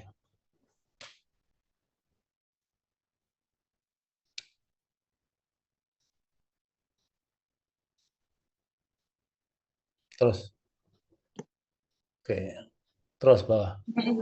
Ya, tadi sudah abstrak sudah, stop kata kuncinya ya, kata kuncinya strategi foresight ya, manajemen pendidikan Islam, FUKA, ketahanan institusi ya, spiritual foresight kan gitu. Nah, jadi mungkin tadi Mas apa namanya abahnya Ustadz Mas Rizky itu dia memiliki apa spiritual foresight itu tadi ya kemampuan spiritual untuk mengamalkan sesuatu gitu. Nah, ini kan ada cari apa namanya ya, dicari konsep-konsep teori itu sehingga bisa mampu menjelaskan ya tidak hanya sekedar berhenti di keberkahan atau apa gitu. Jadi karena yang membaca jurnal ini kan tidak hanya terbatas pada apa kelompok Islam, tapi kan orang-orang di luar sana yang mungkin cara berpikirnya itu cara berpikir yang sekuler dan lain itu kan butuh penjelasan secara akademis kan gitu. Oke, ya, kemudian pendahuluan ya. Pendahuluan ya intinya seperti yang saya jelaskan kemarin ya. Ada sebuah fakta sosialnya ya. Kemudian nanti di bawahnya ada fakta literatur, kemudian nanti argumennya seperti apa, yang kemudian tujuan penelitiannya seperti apa. Gitu. Lanjut Mbak, bawah. Nah ini, ya tadi ya, sebelumnya Mbak sedikit itu. Nah, jadi tujuan penelitian ini misalnya mengidentifikasi penerapan strategik foresight dalam manajemen pendidikan Islam. Kemudian menganalisis kontribusinya terhadap ketahanan lembaga. Ya. Nah, lembaga pendidikan itu kalau tidak memiliki strategik foresight itu dalam jangka waktu ke depan, dia akan kedadapan. Ya, dia tidak memiliki ketahanan lembaga ya. Sehingga lembaga ini terus bisa bertahan sesuai dengan kebutuhan, sesuai dengan tantangan. Nah, ini kan perlu kan sampai ke sana kan gitu. Masih jarang ya lembaga-lembaga pendidikan dan kemudian berbicara terkait dengan strategi foresight, terkait dengan ketahanan lembaga. Ini bagus ini. Sebenarnya judul ini pas untuk Mas Ihsan ya. Yang model-model seperti ini sudah mulai merancang ya bagaimana strategi foresight ke depan itu sebenarnya tidak hanya terpaku pada kegiatan-kegiatan yang sifatnya rutin. Itu penting, tapi juga berbicara ke depan itu juga penting gitu. Nah, kemudian yang ketiga, mengembangkan model konseptual Islamic strategic foresight itu seperti apa. Nah, ini juga penting. Nah, kemudian bawah metode penelitian ya, metode penelitian itu dia pasti akan berbicara terkait dengan pendekatan dan desain. Dan ketika kita menjelaskan terkait dengan pendekatan desain, itu pasti menjawab 3 hal. Menjawab why, what, dan how. Jadi why, mengapa kita menggunakan pendekatan kualitatif eksploratif dengan studi multikasus. Itu ketika kita menjelaskan pendekatan dan desain itu pasti harus menjawab 3 hal itu. Why? Ya, kenapa kita menggunakan pendekatan kualitatif eksploratif? Ya, itu disesuaikan dengan tujuan penelitiannya, karena tujuan penelitian kita itu ingin mengeksplor ABCD. Nah, kemudian menjawab what. Nah, what itu apa? Ya, pendekatan kualitatif eksploratif itu apa definisinya? Orang kan juga perlu tahu dengan desain multikasus itu seperti apa. Kemudian how, tahapannya itu seperti apa? Tahapan pendekatan kualitatif eksploratif dengan desain studi multikasus itu seperti apa? Nah, jadi orang paham, oh ini mengapa dia mengambil pendekatan ini, alasannya ini. Pendekatan itu apa sih? Kita tahu. Terus tahapan pendekatannya, jadi orang paham kan gitu. Nah, kemudian lokasi dan subjek penelitian, misalnya kita ambil ini ya, 3 ini ya, agak ke bawah lagi Mbak Fitria. Fitria, jangan, yang terlalu ke bawah. Kan ada 3 ini, ya. UIN Raden Masa Surakarta, ya, misalnya representasi dari perguruan tinggi Islam negeri, ya dengan agenda digitalisasi manajemen. Universitas Muhammadiyah representasi dari perguruan tinggi Islam swasta yang fokus pada inovasi dan tata kelola modern. Nah, kalau pondok misalnya ambil pondok As-Salam ya, karena dia representasi pesantren modern dengan sistem manajemen berbasis nilai profetik. Nah, jadi ada alasan kita mengapa kita kemudian mengambil lembaga pendidikan, bukan asal kita ambil ya. Tadi kan karena kita berbicara tentang manajemen strategi foresight tadi, ya kira-kira yang melakukan itu mana kan gitu ya. Kalau UIN Surakarta, oke, Muhammadiyah Surakarta, karena pada lembaga tersebut kan dia punya ciri khas ya pengelolaan lembaga. Kalau Muhammadiyah mungkin karena tagline-nya itu berkemajuan, dia orientasi pada inovasi. Karena pondok As-Salam itu sudah mengklaim dirinya pondok modern, maka pasti dia akan mengembangkan hal-hal yang sifatnya itu inovasi kan gitu. Oke, itu. Kemudian teknik pengumpulan data, ya, wawancara mendalam. Harus jelas di sana wawancara mendalam itu pada siapa, analisis dokumen strateginya apa saja yang dilihat referensinya, visi misinya, tujuan mutunya, ya, observasi partisipatifnya itu kepada siapa, ya, itu disampaikan di sana. Kemudian analisis data yang digunakan, ya secara umum orang itu ketika melakukan, dan paling gampang itu ketika melakukan penelitian kualitatif itu ya dengan menggunakan model interaktif miliknya Miles and Huberman ya. Jadi itu ada pengumpulan data, ada reduksi, ya, ada penyajian data, dan ada penarikan kesimpulan. Itu biasanya yang dipakai itu, ya. Kemudian sebelumnya itu ada keabsahan data. Oke, bawahnya Mbak. Ya ini. Oke. Kemudian hasil penelitian dan pembahasan ya secara umum ya. Isinya itu ya gambaran umum konteks penelitian ya dilakukan di 3 ini. Coba terus ke bawah lagi, ketiganya dipilih karena telah menunjukkan upaya transformasi kelembagaan di tengah-tengah. Ini jelaskan ya. Kemudian, ini temuan utama penelitian. Biasanya yang tadi yang gambaran utama itu dia hanya disinggung sedikit saja ya, dan tidak harus dibentuk dalam subjudul tersendiri ya. Dia langsung masuk. Jadi dalam satu atau dua alinea, kemudian dia langsung masuk pada temuan utama penelitian, kemudian ditulis subnya ini paradigma baru dalam perencanaan strategik dari prediktif ke foresight based. Jadi orang ingin tahu paradigma baru dalam perencanaan strategik yang dilakukan di sana itu seperti apa. Ya, jadi kita jelaskan di sana misalnya ketika lembaga ini telah bergeser ya dari model prediktif ya planning berorientasi jangka pendek dan berbasis data itu menuju ke strategic foresight planning ya, menekankan antisipasi terhadap disrupsi digital, pembentukan strategik think tank internal untuk memetakan skenario masa depan ya, kemudian penekanan pada nilai-nilai hikmah dan ijtihad sebagai dasar pengambilan keputusan. Ini penting ini ya, karena ini yang menjadi ciri khusus ya, yang menjadi landasan di dalam kita mengambil merumuskan strategi foresight planning ini ya, nilai hikmah dan ijtihad ya.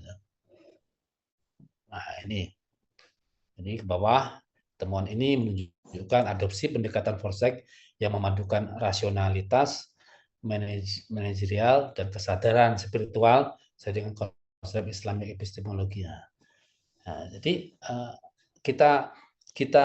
kita perlihatkan di dalam tulisan kita itu ada sebuah pergeseran paradigma ya. Jadi orang lembaga pendidikan Islam itu yang modern itu dia ada pergeseran paradigma ya, dari predictive planning ya menjadi strategic foresight gitu. Nah, jadi kita jelaskan itu pergeserannya seperti apa, predictive planning seperti apa, kemudian pergeseran yang dilakukan itu seperti apa, caranya itu seperti apa, prinsip-prinsip nilai yang digunakan itu apa. Nah, jadi orang ketika jurnal itu kan kan terbatas itu jumlah katanya kan juga terbatas ya, di antara 5.000 sampai 6.000. Tidak mungkin kemudian kita menjelaskan panjang lebar itu. Jadi paling gampang menjelaskan itu ya kita gunakan template-template seperti ini yang gampang orang bisa membacanya. Selanjutnya Mbak Fitri ya. Nah, selanjutnya kita berbicara terkait dengan kita berbicara terkait dengan dimensi ketahanan institusi. Ini kan dikaitkan dengan ketahanan institusi pendidikan Islam ya, yang terbentuk melalui foresight strategik ya. Nah, ini kita ada beberapa beberapa dimensi ya, dimensi resilience leadership, adaptive dan sistem, collaborative network, spiritual shoring ya. Nah, dimensi-dimensi ini itu kita dapatkan dari mana? Ya dari teori tentang terkait dengan ketahanan institusi itu ya. Nah, ini indikator utamanya ini itu juga kita dapatkan dari teori-teori yang ada. Kemudian kita lihat praktik di lapangannya itu seperti apa, ya. Ketika dimensi sudah kita tuliskan di situ, ada dimensi resilience leadership ya. Apa indikator utama resilient leadership itu? Ya, visioner, komunikatif, mengambil risiko yang terukur. Lah praktik di lapangan apa? Orang ingin tahu. Yang dilakukan di sana bagaimana? Pimpinan berani membangun narasi, visi profetik dan teknologi sebagaimana yang lain dan lain-lain. Gitu. Nah, ini jadi yang ingin dilihat orang itu dimensinya apa, indikatornya apa, kemudian di lapangan itu seperti apa kan itu. Jadi lebih enak kadang di dalam artikel jurnal itu orang itu pembaca itu dan artikel jurnal itu senangnya kalau kita menyajikan dalam bentuk tabel.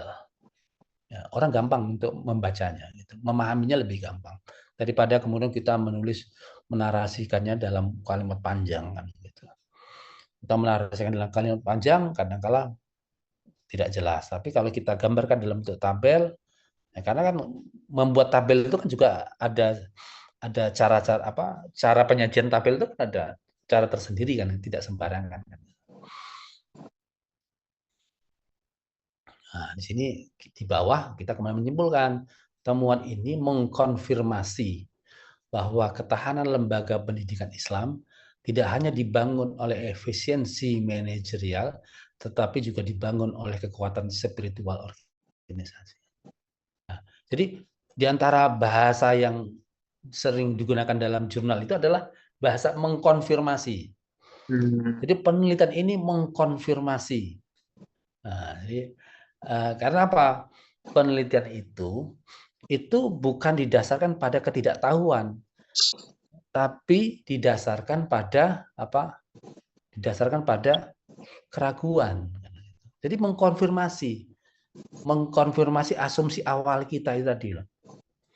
Ya.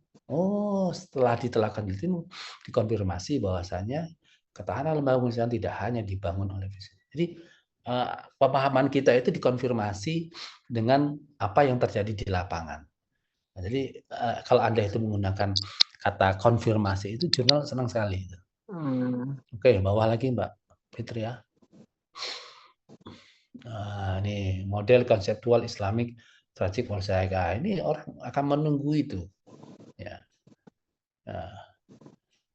Tahap pertamanya apa? Ya.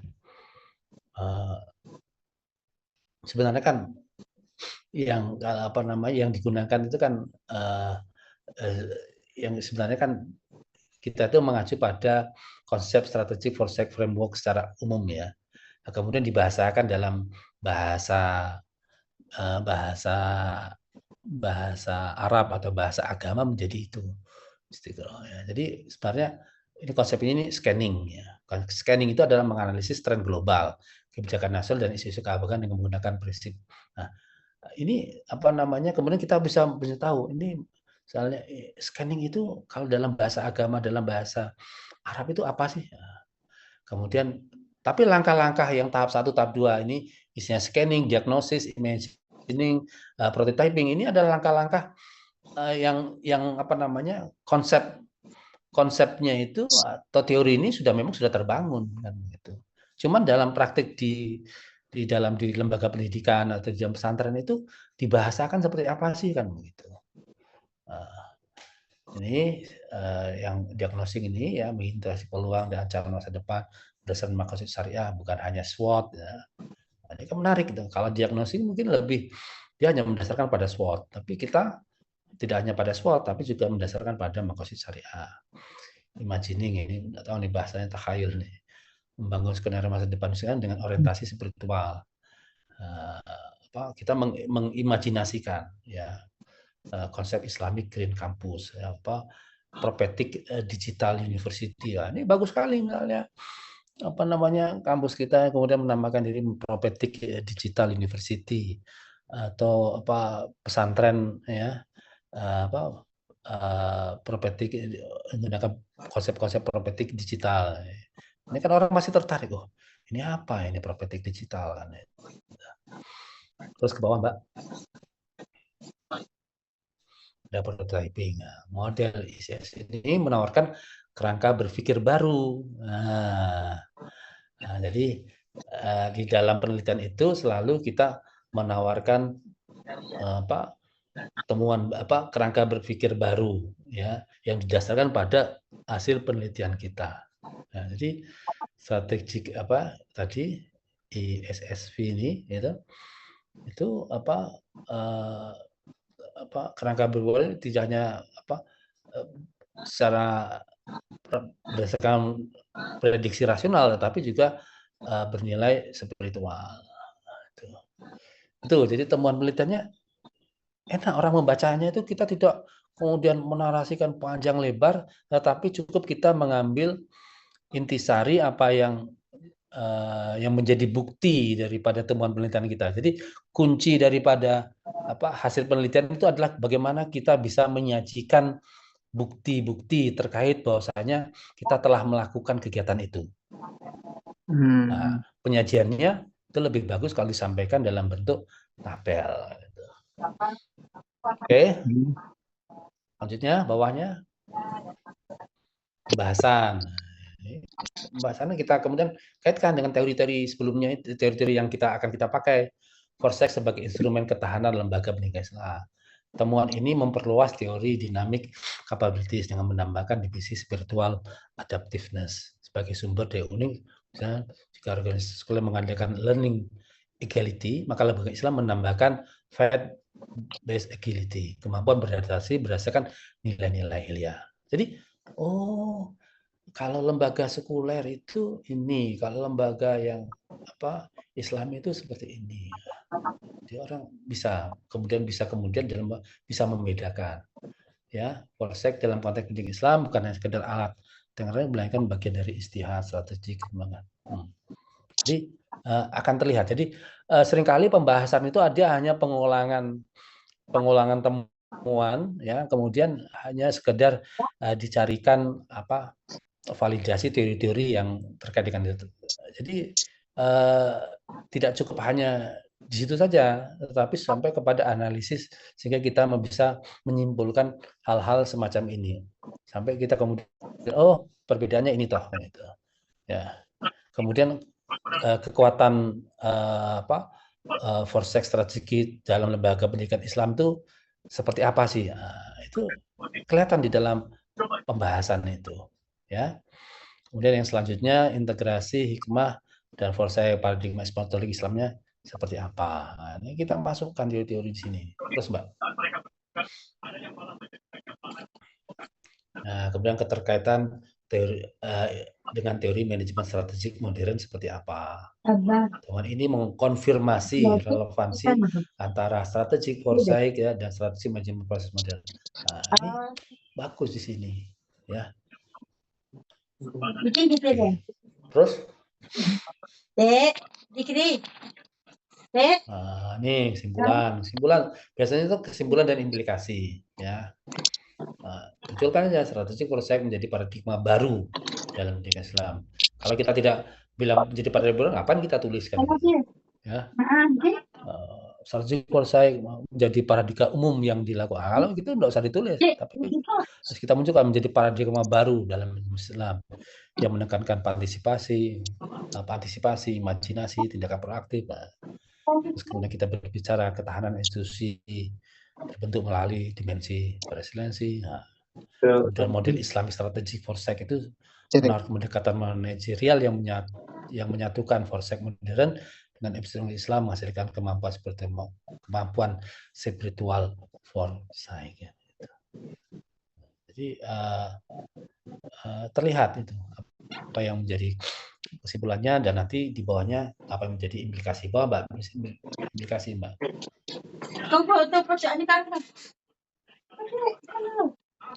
Ini kan tadi ya, kesimpulan tadi kan judulnya apa? Dengan demikian lembaga pendidikan Islam yang forsakeful ini bukan hanya siap menghadapi perubahan, tapi juga mampu menciptakan masa depan yang sesuai dengan nilai-nilai.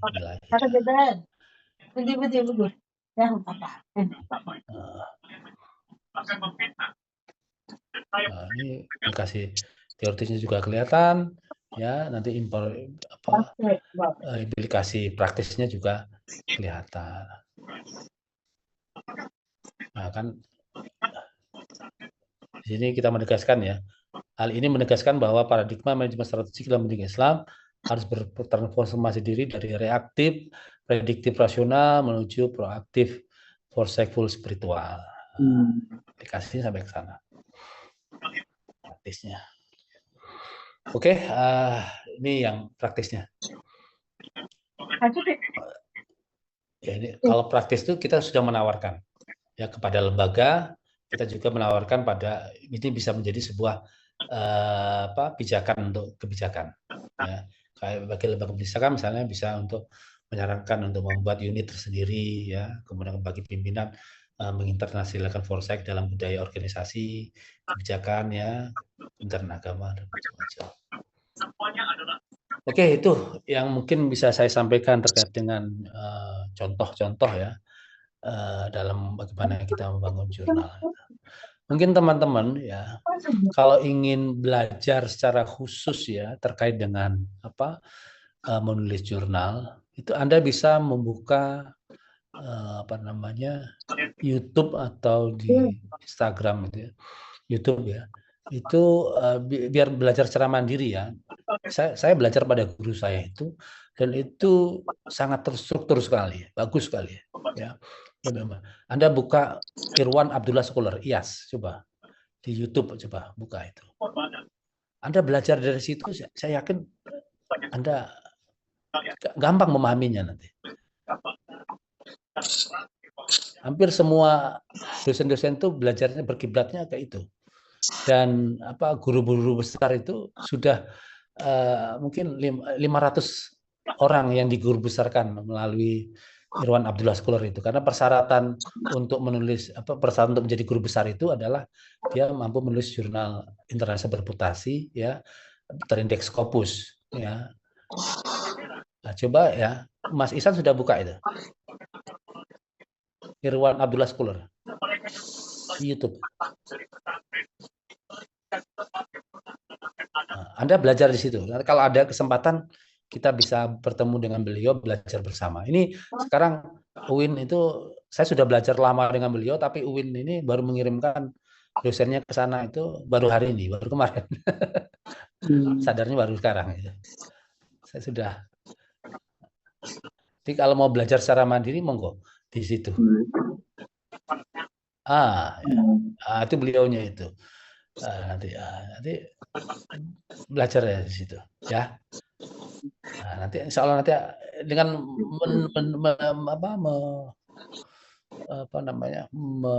melihat YouTube itu insya Allah sudah bisa Anda untuk menulis itu, karena itu lengkap itu, dari bagaimana menemukan judul yang ya, melihat template-nya ini isinya apa sudah.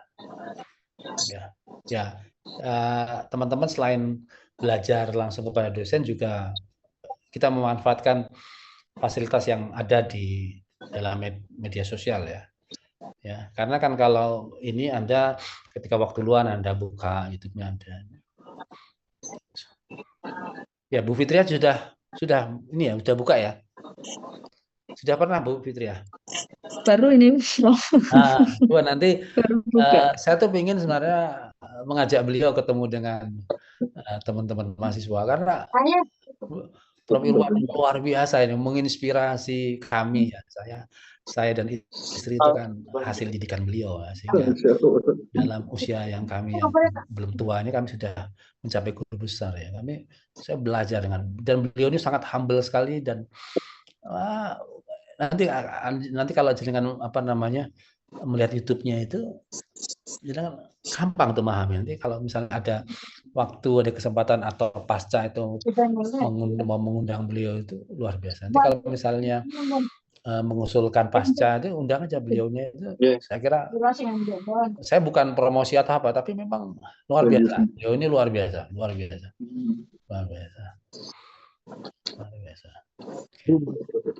Jadi saya minta teman-teman untuk juga belajar secara mandiri ya. Ini kan teman-teman semua kan juga dalam rangka membangun reputasi ya.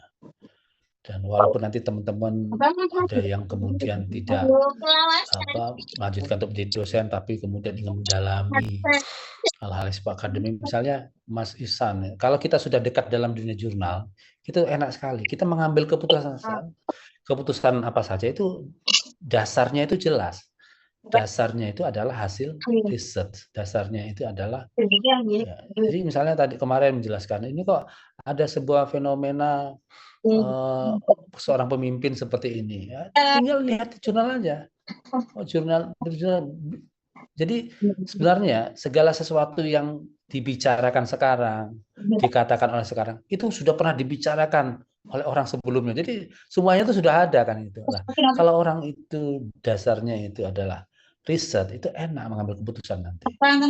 Dulu itu sebelum maraknya jurnal seperti ini, itu kan banyak ya perusahaan-perusahaan itu yang kemudian dia meminta para akademisi itu untuk melakukan penelitian. Kan biasa, profesor itu diminta untuk melakukan penelitian dibayar 5 miliar. 10 miliar, 5 miliar, 1 miliar, udah seneng kan gitu. Padahal data penelitiannya itu bisa digunakan mereka untuk mendapatkan yang lebih. Jadi kadang kita itu tidak sadar, ya, kita diminta untuk melakukan penelitian ya terkait dengan misalnya budaya-budaya di Papua gitu ya. Bagaimana nanti misal tingkatan pendidikan masyarakat Papua, yang kemudian penerimaan mahasiswa Papua terhadap terhadap investasi dan lain-lain. Lah ternyata itu kan data itu digunakan untuk menguasai Papua kan gitu. jadi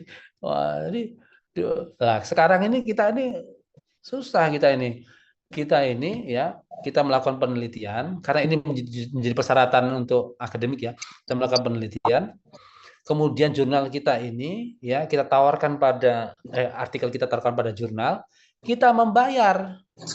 Tapi data itu digunakan oleh mereka. Nah, kan susah.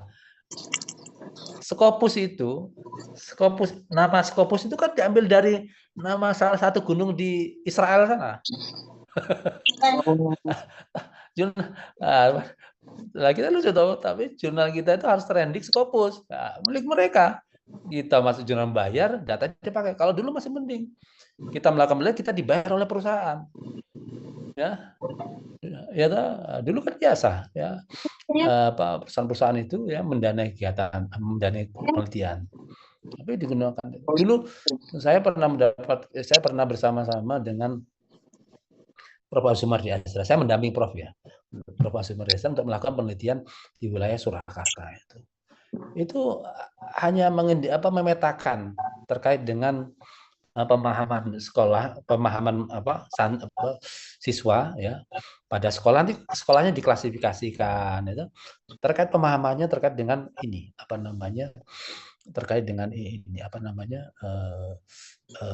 pemahaman terkait dengan ini radikal. Dipetakan, ternyata kan itu digunakan satu untuk bisnis juga bisa dimasukkan karena kalau misalnya di daerah ini pemahaman seperti itu masyarakatnya itu pemahamannya radikal begini, susah kita masuk untuk investasi. Kemudian kalau untuk politik, ini bisa dimainkan apa untuk politik? Ya bisa mengadu kelompok. Misalnya kelompok ini pemahamannya A, kelompok ini pemahaman E. Ini kalau misalnya kita ingin membenturkan gampang aja. Oh, ini dibenturkan ini isunya ini. Nah, jadi dasarnya itu. Dasarnya semua dasarnya riset, bukan asumsi. Nah, jadi semua itu orang melakukan kegiatan penelitian, kegiatan ekonomi, kegiatan politik itu dasarnya riset. Dan itu semua bisa diambil dari jurnal-jurnal seperti ini. Nah, jadi inilah kita sudah mendekatkan diri kita pada jurnal ya. Jadi berbasis pada kita cara berpikir kita sudah akademik. Gitu. Oke, gitu teman-teman. Ada yang ditanyakan?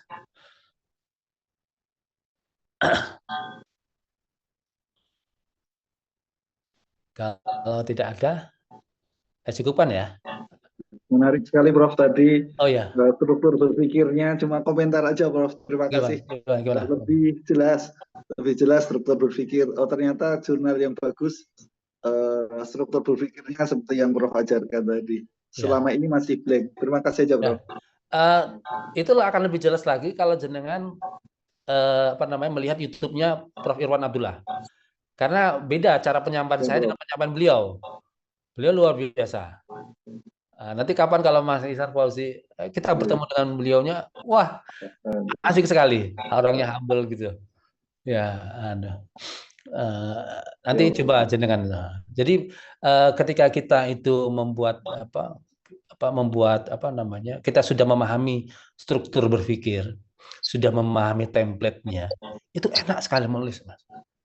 Enak sekali. Makanya tidak heran ada orang kok bisa menulis dalam 1 tahun berapa jurnal. Ya karena dia sudah paham jurnal template-nya. Itu sama dulu, saya itu ketika saya dulu rajin menulis opini, kalau di Solo Pos itu gagasan, itu di surat kabar.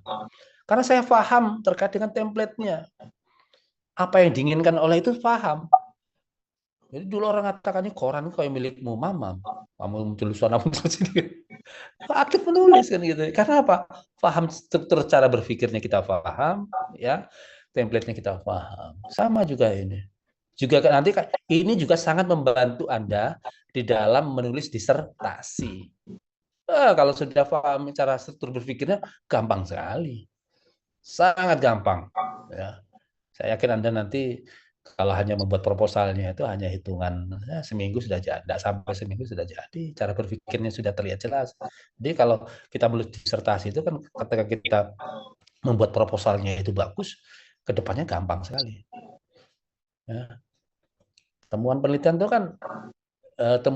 kan kita berusaha untuk mencari jawaban dari kalau kuantitatif itu menjawab hipotesis, kalau kualitatif kan kita menjawab pertanyaan penelitian, ya tak? Pertanyaan penelitian itu kan dia dirumuskan dari mana? Ya dari pertanyaan penelitian kan muncul dari mana? Dari bab 2, dari landasan teori. Seringkali tidak. Pertanyaan penelitian itu lari dari landasan teori, ya tak? Jadi enak nanti cara Anda nanti melakukan ya, gitu Mas Ihsan. Berarti ini Prof ya, struktur berpikir bersama template dipegang dua itu Prof ya. Kita pegang ya. Kalau struktur berpikir itu sebenarnya secara umum sama. Kalau template itu kadang setiap ini kan punya gaya selingkuh masing-masing. Template-nya macam-macam, dilihat saja. Tapi kalau struktur berpikir ilmiah itu sama. Tapi template-nya itu kadang agak berbeda sedikit. Ya. Secara umum kan template-nya itu misalnya ya kan mengacu IMRET ya, introduction ya, kemudian metode, ya, kemudian result itu temuan, kemudian kas itu pembahasan, kemudian conclusion kan gitu. Tapi ada yang lain, ada yang minta tambah, yang lain juga kadang ada minta tambahan apa ya. Misalnya literatur review, ada juga kadang meminta literatur review, tapi ada juga, tapi secara umum tadi yang tadi. Kemudian secara umum misalnya abstrak itu isinya apa, introduction seperti apa itu. Tapi kalau kita mengacu dengan rumusnya yang dikeluarkan oleh IAS ini, itu sudah terbukti ya secara internasional, sudah masuk pada jurnal-jurnal internasional. Dan kemudian teman-teman, jangan segan-segan untuk kemudian Anda itu berdiskusi dengan AI. Gunakan AI Anda itu, diskusi. Ya, Anda tanyakan kepada AI itu. Ya, apakah judul ini sudah relevan aktual? Dia akan memberikan data. Sampai misalnya, tolong bantu saya untuk mereview judul ini. Tolong kasihkan masukan alternatif atau judul, dia akan kasihkan. Oh, saya lebih tertarik yang ini. Anda berdiskusi lagi, tidak apa-apa. Ya, kalau mau pakai ChatGPT yang plus itu bagus, tapi kalau dia pakai biasanya sudah cukup menurut saya, kalau hanya untuk sekedar diskusi. Yang salah itu kan kalau Anda kemudian meminta dia untuk membuat, ya itu salah. Tapi kalau hanya untuk diskusi sebagai bahan-bahan itu tidak masalah menurut saya. Ya. Anda misalnya menggambarkan sebuah fenomena. Kemudian Anda tanya, ini ada sebuah fenomena, jelaskan panjang lebar apa.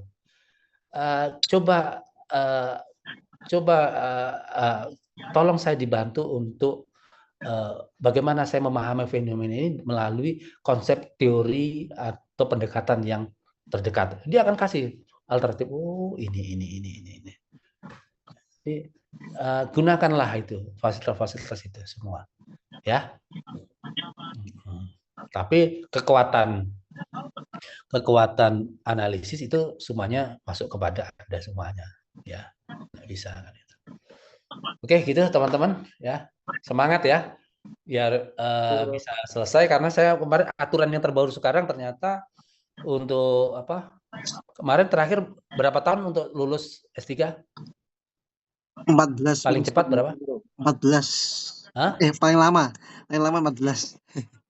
Paling cepat? Paling cepat 6 semester. 6 semester. 6. Nah, sekarang tidak harus. Sekarang aturannya kan hanya paling lama. Oh. Jadi bisa lebih cepat. Oh, Makanya Ya Allah. jadi Anda kalau bisa 2,5 tahun, 5 semester nggak apa. Jadi aturan yang baru itu kan paling lama, bukan paling cepat. Ya, makanya S2 itu bisa 1,5 tahun, bisa 3 semester. ya. S3 itu juga bisa 2,5 tahun. Aturan yang baru begitu, jadi Oh, bukan gitu. paling cepat. Kalau dulu kan informasinya katanya minimal 3 tahun kan itu. Gitu. Menurut saya tuh dulu itu waktu S3 itu saya sedih itu. Saya marah dengan diri saya. Ngapain saya kok terlalu banyak menunda-nunda itu? Ternyata ya gampang aja kan. Kalau misalnya kita seriusin itu ya cepat selesai. Kita serius. Jadi tolong teman-teman ya, ya jangan nanti nunggu ini. Bisa 2,5 tahun bisa. Anda lebih cepat ya, dan tadi coba baca aturannya. Saya kemarin baca aturannya, yang dilihat itu apa namanya, maksimalnya bukan minimalnya. Makanya saya dulu ketika di pasca kita ini kok S2 itu 2 tahun, saya tanya, istri saya kan pengelola S2 di UMS ya, mahasiswanya itu dikejar untuk 1,5 tahun, ternyata bisa semua kan itu. Oh, ternyata aturannya seperti itu, bukan minimalnya tapi maksimalnya. Itu ya. Apalagi Mas Ustadz Rizky ini kan sudah ditunggu ini di pondoknya ini untuk mengembangkan. Biar gantian apa kesibukannya tidak fokus kuliah-kuliah, atau sudah ganti kerjaan. Ya, siap Prof. Mau tanya Prof, kalau Prof Jumintono itu yang rumah Sekopus itu bagaimana Prof? Itu kakak kelas saya di pondok. Oh. Saya akrab sekali dengan beliau. Ya saya tidak mau tahu, itu kakak kelasnya Mas Ihsan itu. Kalau saya tidak mau banyak komentar itu kan, kalau saya menyarankan kalau ya gimana ya, ya saya tidak enak lah kan gitu. Saya ini kan sudah belajar dengan banyak orang ya. Oh iya, siap. Saya sudah membuktikan gitulah. Untuk ya kalau untuk yang mungkin kalau Mas Jumintono yang praktis ya beliaunya mungkin ya. Beliau, tapi kalau yang kita kan ya menjadi seorang akademisi yang ya itu ya. Kalau saya nanti kalau bukan saya ini ya, saya ini ya promosi ya. Jadi nanti kita diajarkan tentang banyak hal, apalagi kalau misalnya Mas Ihsan mau pelatihan di sana gitu tuh, wah dapat itu, semuanya dapat itu semuanya, suasananya dapat itu sampai luar biasa beliau itu. Misalnya nanti kayak apa ya, misalnya kita itu belum bangun itu beliau sudah kan proses pembelajaran itu kan di rumahnya, ada ruangan khusus itu, ada kamar khusus itu, beliau sudah nongkrong di situ itu. Memberikan teladan lah itu. Terus sebelum kita tidur keluar beliau masih di situ mengajarkan. Saya kalau ada kesempatan itu bagus menurut saya, pelatihan di sana itu nanti sangat membantu nanti waktu Anda disertasi ya. Dan memang ada biayanya ya, tapi nanti biaya itu kayak terbayarkan itu, Anda puas, yang didapat tuh lebih dari itu. Dan kemudian nanti Anda melihat bahwasanya di sana beliau itu banyak membantu orang-orang. Jadi beliau banyak memanfaatkan orang-orang, mahasiswa-mahasiswanya. Itu tuh kayak ternyata uang itu untuk membantu orang lain gitu loh. Itu kan asisten-asistennya kan juga sudah profesor, banyak yang sudah profesor semua itu. Itu orang yang tidak mampu semua itu diangkat oleh beliau. Termasuk saya ini diangkat oleh beliaunya. Jadi nanti kalau belajar itu nanti asik gitu menurut saya. Ada bareng. Saya mohon maaf saya tidak promosi ya, kemudian apalagi membandingkan dengan Mas Jumintono itu beliau ya senior saya, beliau yang bagus itu ya, itu saya ingin jempol juga buat beliau. Akrab saya dengan beliau, bagus luar biasa itu. Dan tergantung target tujuan Anda lah gitu. Kalau Mas Rizky kok tahu Mas Jumintono dari mana? Saya pernah ikut itu, Prof. Apa? Course-nya yang 1 juta itu, Prof. Di mana? Di rumahnya beliau, di Bukan, rumah bukan. Skopus? Di online. Kalau yang di rumah Skopus, yang Oh. offline tuh 4 juta, Prof. Eh, Itu tapi saya Gimana pernah kesannya ikut. gimana? Ya apa? Memudahkan untuk apa? Untuk pemula sangat mudah lah, Prof. Untuk pemula itu bagus itu. Ya, hal-hal teknis ya. Tapi yang di Prof siapa? Irwan Abdullah itu Abdullah. juga ada offline-nya, Prof. Ada pelatihannya gitu. ada yang apa namanya dari Selasa sampai Sabtu. Itu di rumahnya beliau, Prof. Selasa sampai Sabtu. Di rumahnya beliau, memang di rumah beliau kan ada Di mana, Prof? Di ada mana? ruangan besar, ada kamar banyak gitu toh. Jadi apa? Ya baguslah kalau untuk belajar tuh, Mas. Siap. Jadi, ya kapan-kapan kita melakukan ke sana satu kelas. Pak Imam kita ke sana. Alamatnya mana, Prof? Tidak apa. Di Jalan Kaliurang itu.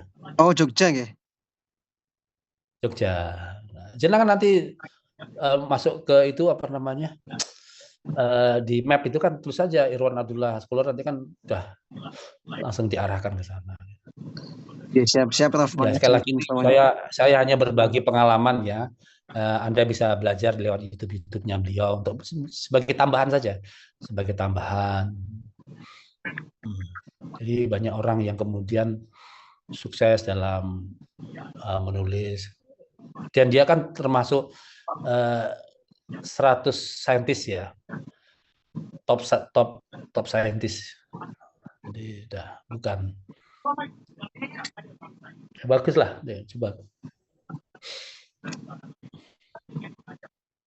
Kalau pengen apa, ya mudah-mudahan pasca mengundang atau gimana itu. Ternyata Mas Rizky ini juga luar biasa, sudah mengikuti pelatihannya luar biasa. Kalau Mas Jumintono lebih teknisnya ya. Jadi paradigma berpikirnya mungkin tidak dibangun ya. Teknis-teknisnya gitu ya katanya. Teknisnya. Cara berpikir ilmiahnya itu mungkin kadang, tapi teknisnya ya. Itu baru belajar di Mas Jumintono sudah seperti itu ya. Apalagi jenengan, karena testimoninya itu ketika sudah belajar di sana, kemudian belajar di situ tuh, ini kok ada sesuatu yang luar biasa lebih ya itu. Termasuk teman-teman dosen yang berangkat ini kan semua mantan pelatihan di Mas Jumintono semua itu. Yang hari ini dosen-dosen yang dikirim ke sana. Ini Pak Rektor ke sana, semua wakil rektor ke sana ini. Ini kan karena kan wakil rektor kan semuanya kan mengejar guru besar juga semuanya. Kan wakil rektor kita kan semuanya belum profesor ya, belum guru besar, semua kan sudah pingin ya mengejar itu. Oke, ini aja tambahan saja ya.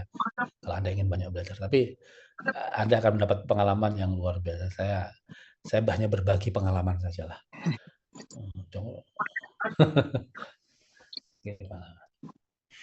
Gitu ya teman-teman ya, semangat ya. Siap. Teman-teman selesai bisa 2,5 tahun untuk angkatan ini. Amin. Tapi bisa selesai itu kan bukan dengan cara berleha-leha, ya dengan cara itu tadi ada bersungguh-sungguh. Tapi tadi bersungguh-sungguh pun kan tidak cukup, harus punya kunci-kuncinya. Siap. Ya. Oh ternyata isinya cuman ini.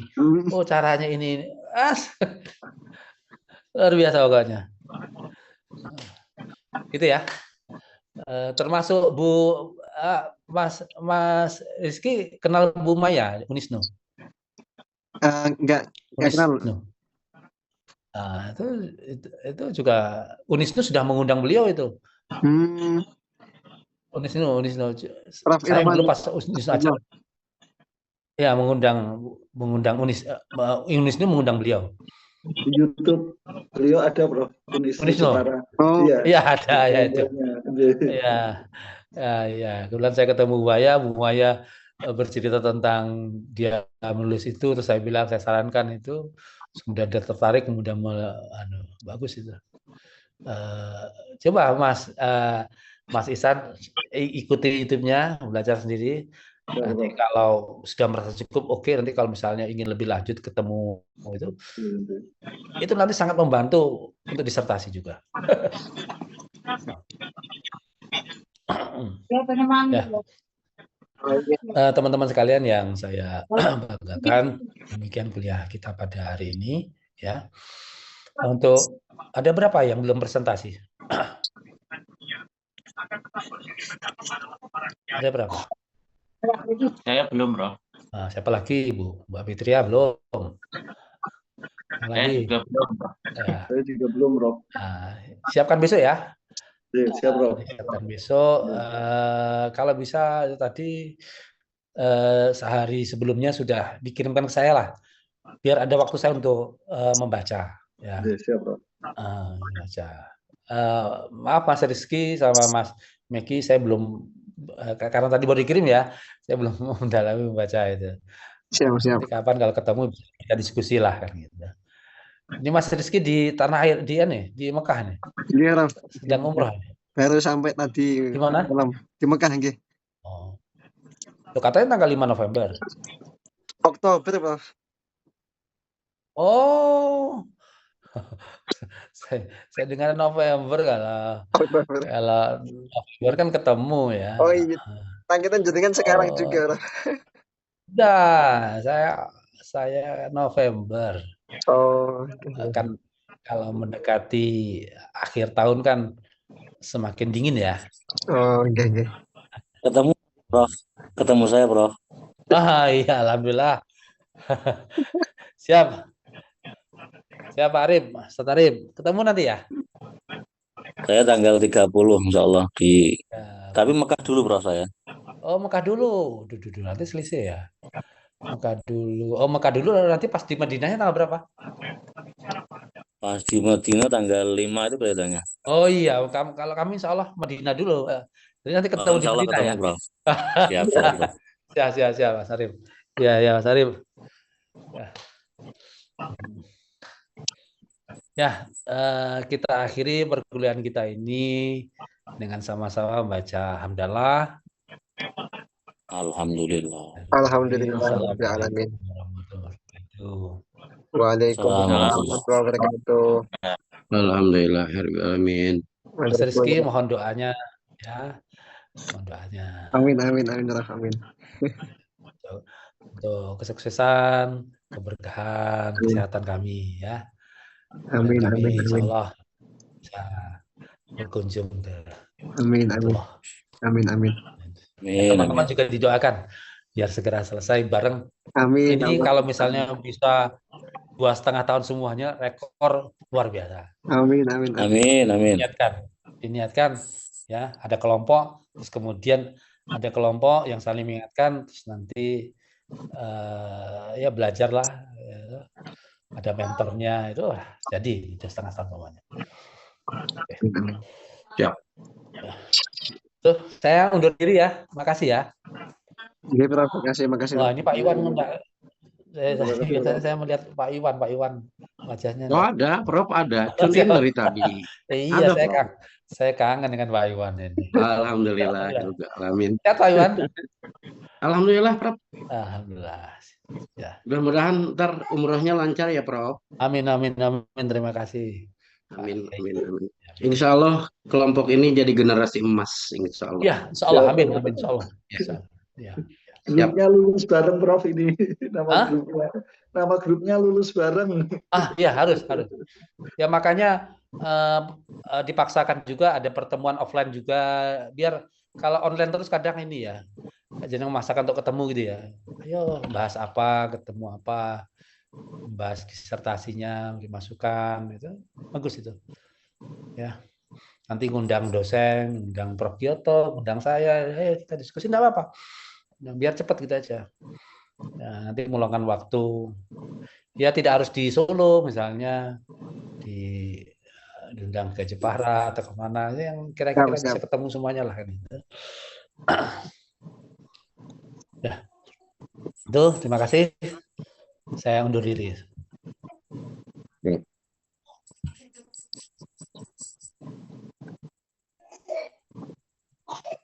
Hotelnya apa Gus?